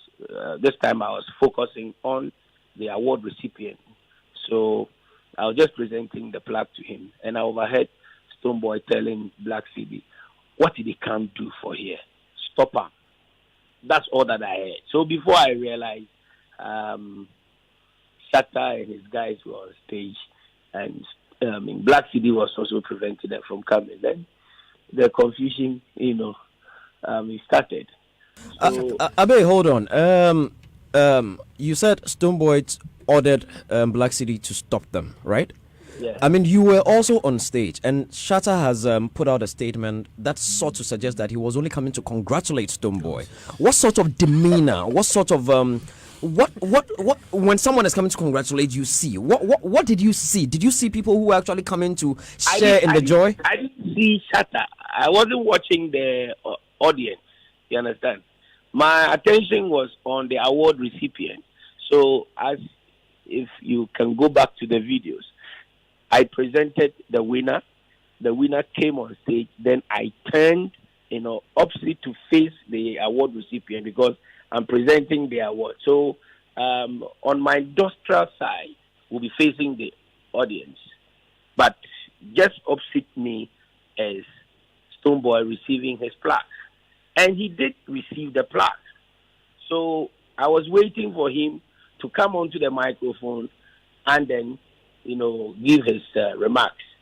But then his guys were around him. But he was watching the audience. And I think probably that's where he saw Shatta come. And then he instructed Black City. So if you go back to the video, you realize that we're all there at one point. It's only Black City who walked up to the other side, moved to go and stop or prevented them. It wasn't Black City's own accord, though. It was, or evolution, it was Stonebwoy who instructed him what they can do. And me, my attention was not even on the audience. What they can do. Whilst I was presenting the award to him, congratulations. I said, what they can do? Go stop up. That's all that I heard. So before I realized, hey, what is happening? And I was like, wow, what are these guys doing? And I also stood there, watched them quietly. I did not even try to or attempt to separate or stop them because I was blown off. Like, why? What will? Because I don't know why Shatta also came on stage, and I don't know why, the thing also turned to a fight. So that's all I can say. That is what happened. Your posturing, you were rooted to one spot all through the things. Were you scared? Not at all. I was shocked. I wasn't scared, but I was shocked. I mean, the way instantaneously that confusion, will erupt on the stage. I was shocked. Honestly, I was shocked. I couldn't do it. I was like, is it a dream or what? But these guys, can they see that we have ministers and diplomats sitting in front? Because you realize when I came to present the award, I had to take off my hat as a sign of respect and all that, because I knew the British High Commissioner and the minister. I did some few head counts and I could see some dignitaries there. So I had to, give them that sign of respect. So when the guys came on stage and they were misbehaving, fighting, and I said, but these guys, they are ministers in front of you. Why would you do that? I was shocked, honestly. I was shocked. So I didn't feel like going to stop them or try to separate them or anything. No, I did not. But I was not scared. I was rather shocked, and I didn't know what to do. Before later, I started coughing and sneezing. Then I went backstage and told Yola and Chairman General that come and see what is happening, what is going on. Because they didn't know what was happening. They thought maybe it's the usual, fans, cheering them up. So before Chairman General came, he said, hey, what is this? So my brother, up to now... It's great. If you had an opportunity to sit with the two boys and speak to them, what would you tell them? Which I have done. I'm in Kumasi, and I'll see Shatta, the next few hours. He's having a show at Vienna, so I'll see him. I'll talk to him. I'll talk to Stonebwoy. They are my boys. I cannot hold brief for either of them. What they did was, excuse me to say, stupid.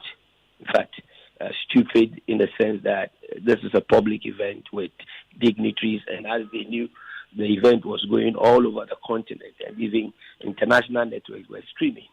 So regardless of any provocation, I did not expect Stonebwoy, to show gun on stage.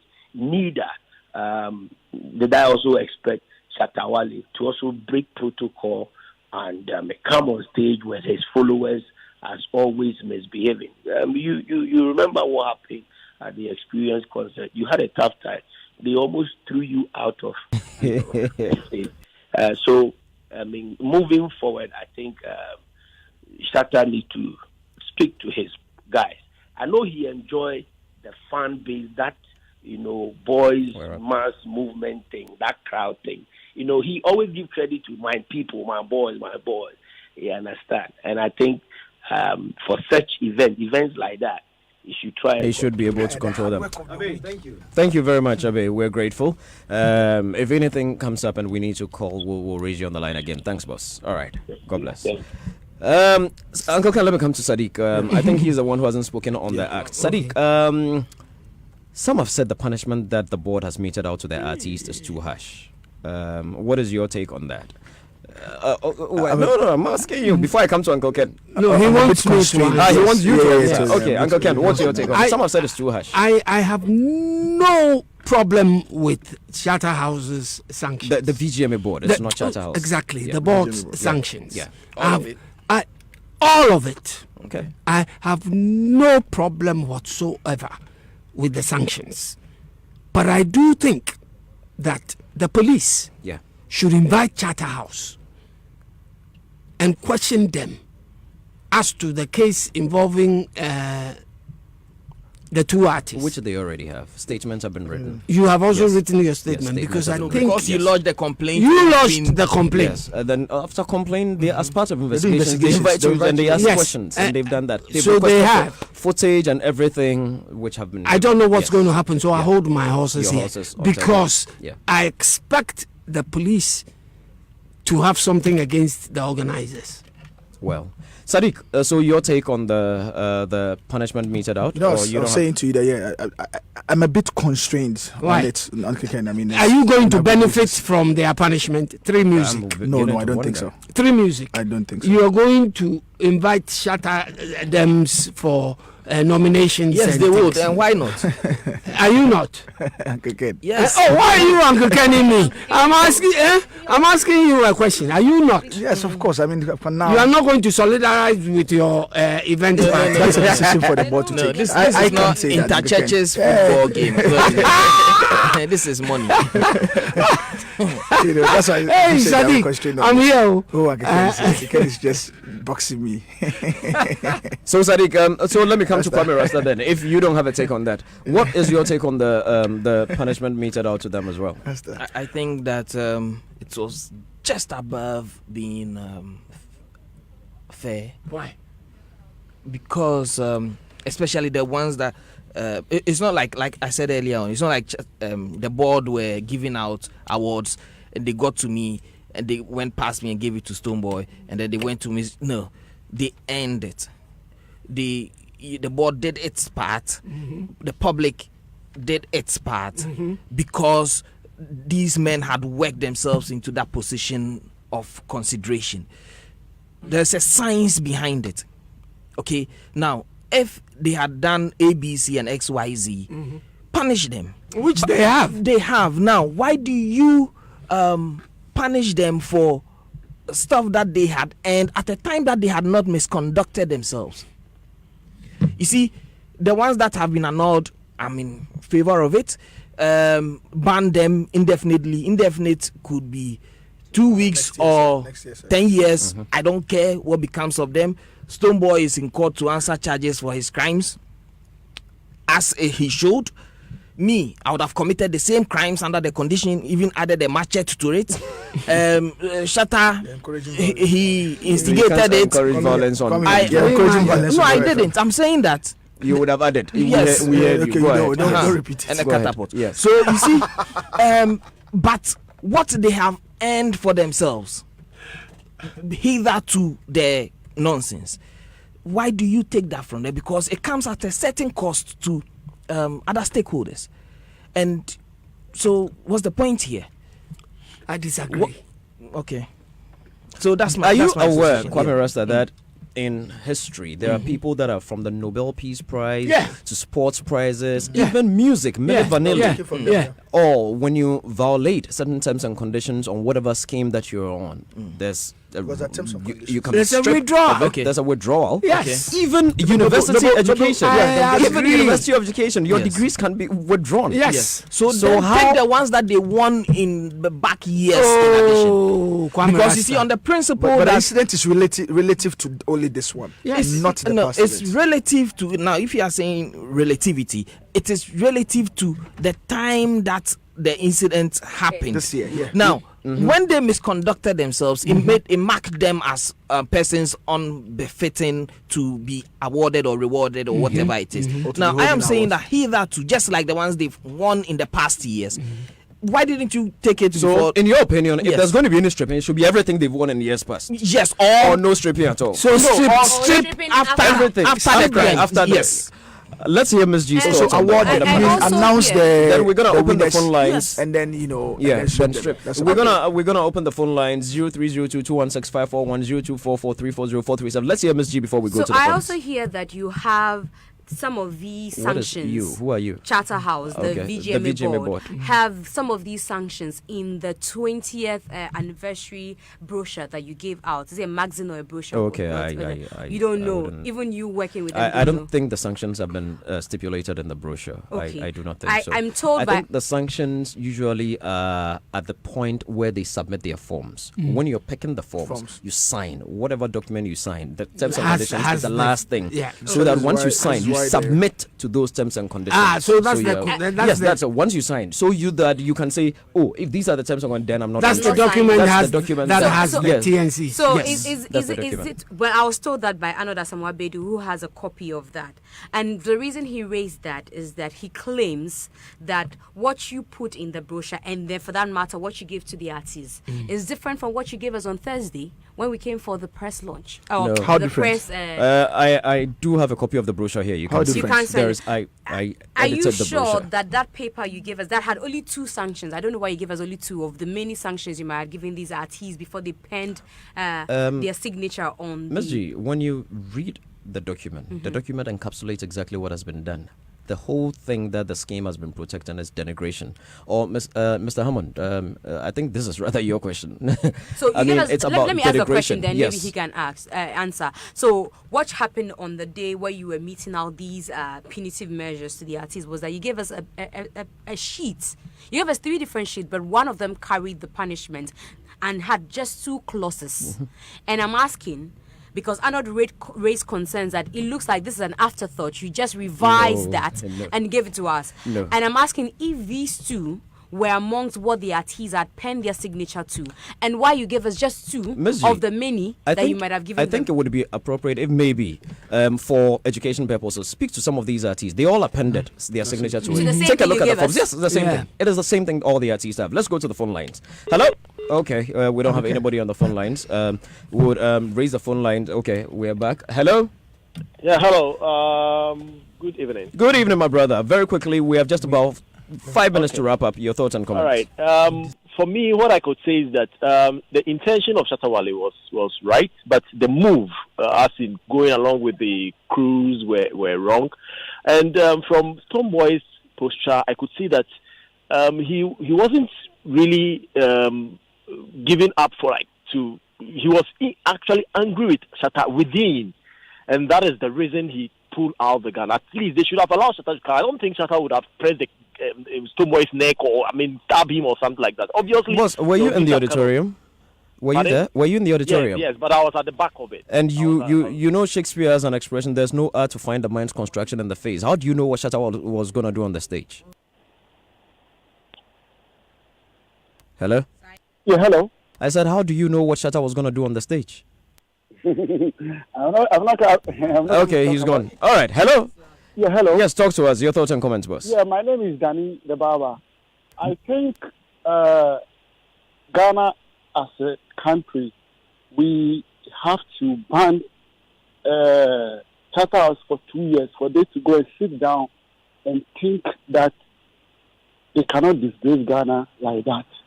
They cannot be looking for money, 3 aspects alone, and forgetting about the people that are coming to give them the money. I think this is my view. All right, thank you very much. Okay. So we'll see if we can raise a view, but we are totally out of time. Ni, I'll give you the last few words so that what do you say to your patrons out there? A lot of people are coming hard at you. Some say the punitive measure is a bit too high. Uncle Ken totally agrees that it's perfect. Some have said that you brought people at a place, you did not provide adequate security, you didn't protect them and all that. What do you say to the many people out there who feel, troubled by this very, very serious occurrence? Like I said earlier, obviously that wasn't our intention, but it has happened. And for all those who are troubled, we say sorry. Obviously, this is not what we were all expecting, even those who felt troubled. This is not what we were expecting on the night of the event. I mean, the night started so well and going so fine, you get me, but at least we thank God that nothing extreme did happen. However, I think this should be a major learning curve for all of us. It's going to be a major learning curve, because don't forget that Shatta House is not the only one who organizes events in this country, and so it is going to be this is going to change the face of security at events, and I'm hoping and believing that patrons who attend events will bear with us, would bear with the kind of security measures that will be coming, or that will be put in place as we move, introduced as we move forward. It's a night for us. I mean, I'm sure that is why in some few rooms away from here, you did share some tears, but it was painful. It was it's like you've been drained of all your energy, you get me, but we thank everybody for being there, for standing by. George, and I'll ask you something. For those who no, let me finish. Isn't he done already? Because he's been talking for. Stop interrupting the man. He's almost done. Okay. Thank you very much. You see, George, the host did on you the have day, a premonition George, or something? Sorry, do I? On the day, did he have any premonition that something was going you on? saw my post earlier. Yes. In the day. My instincts. Because it's about the first time I've seen you yes, put up something. I won't lie to you. Personally, it was the first VGMAs that I was a little skeptical about. The first, ever since I started working. Malam. No, not Malam. My instincts have always been funny. And I looked at the hard work. I know what the team had put into it. I looked at the sweat and everything. Charlie, but I won't lie to you, this was not what I expected. Because you spent too much time on the door. Was not, no, Uncle Ken, I wasn't even working on the door. But we're out of time. Thank you very much, gentlemen. Thank you for being a part of it. Niaite Hamon, Sadiq Abdullah, Uncle Ken, Kwame Rasta, Miss G. Earlier, we had a chat with Sak. We're grateful.